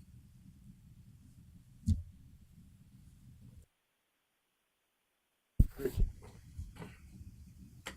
think that it needs to be studied. The language in the statute needs to be looked at with this specific question in mind now that it's come up, because I've looked at it not that long ago, And I think it's a pretty simple statement that fee isn't a part of it, or something that doesn't have a whole lot of explanation. But we've kind of stretched it or interpreted it when we in our frequently asked questions to say things like, no, you can't submit a fee percentage of construction cost or typical fee rates that you use that are probably not in the statute. So whether this can be another one of those interpretations, as I think just probably needs to be looked at by Ellery. All right, so sounds like that we kind of want, I think, just a letter written to municipality saying that, you know, this potentially opens up fee discussions, which we believe are not in the spirit of the QBS. But I agree, we do need to probably have Ellery look at it in the context of the rule and see if, or law, and see if that. Good. All right, let's take about 10 minutes, waiting on, right? Let's wait about 10 minutes, which will be 1 o'clock. Did she go to the photocopy machine? She's making copies or something. No. Hey, excuse me, this is Susan Maynard. I'm going to have to get off on the call right now. I've got another meeting I've got to go to, but I appreciate everything. We thank you and look forward to seeing you in I our look forward April to meeting. I will be there. There probably won't be any snow anywhere around. Oh. Thank y'all. Bye-bye. Bye-bye.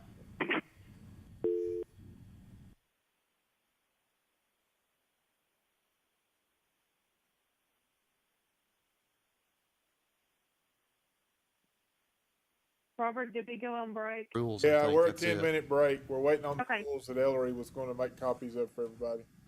Okay. Yep, I just wanted to let the board know, this conference, the NCARP conference, Educators Practitioners Conference, they sent, when I received the final materials, and they sent the list of the attendees, it's very interesting. I went through and I was looking at which universities from the region, NCARP Region 3, were going to be there. And basically you have representation from the colleges by either a dean or a professor, somebody representing them. But Tennessee, UT is not sending anybody. And 2 years ago when I was in Charleston for the same one, the dean for the School of Architecture there at Auburn had asked me why the UT dean wasn't there, and I told him I couldn't give him, I can't answer that, but it's interesting that, UT is not even trying to make any kind of, have any kind of representation at this. Yeah, I did send a personal invitation to UT and University of Memphis, urging them to attend. Yeah, I didn't hear from Memphis, but I heard from UT. Yeah, they said they weren't able to, but. Well, everybody come on up here since Ellery's back, and we'll go ahead and finish. No? Well, you stay back in the back of the room. Are you still there, Susan? Yeah, I'm here. Okay. We're gonna unrecess. All right, can you pass those out? And I'm gonna email this to the Susans. Okay.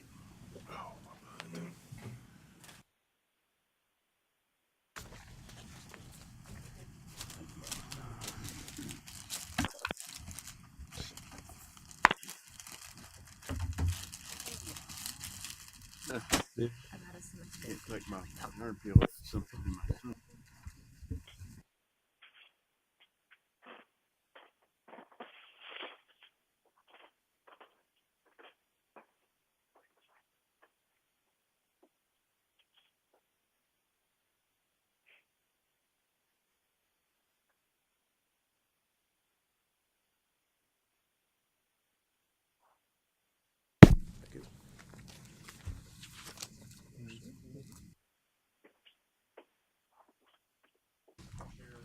Yes, sir. And perhaps this is your intent. Can we just take a few minutes to read, and then if anyone has any comments, just specifically go to that? Or Ellery, do we have to do this line question per question? However the board wants to do it. Okay. Okay, let's take about 3 or 4 minutes and go through the document. Most of it's pretty straightforward stuff. But let's go through just to make sure everybody's okay, make sure we're in good shape. And then if there are any questions, we'll address those specifically. If not, we'll approve it en masse.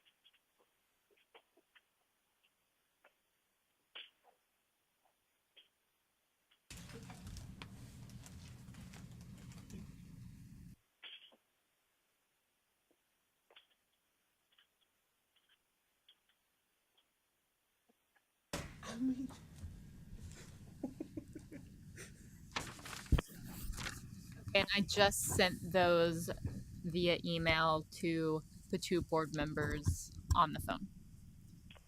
Hillary, my server is being moved and I can't get anything. So.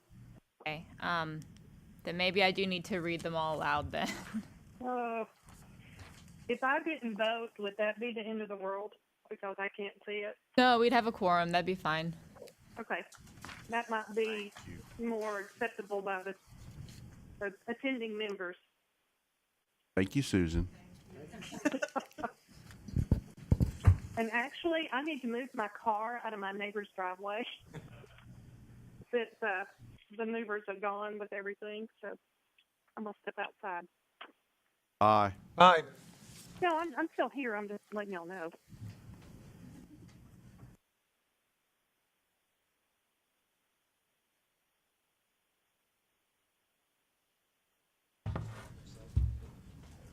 I'm sure she has her earpiece in. I do. I always do.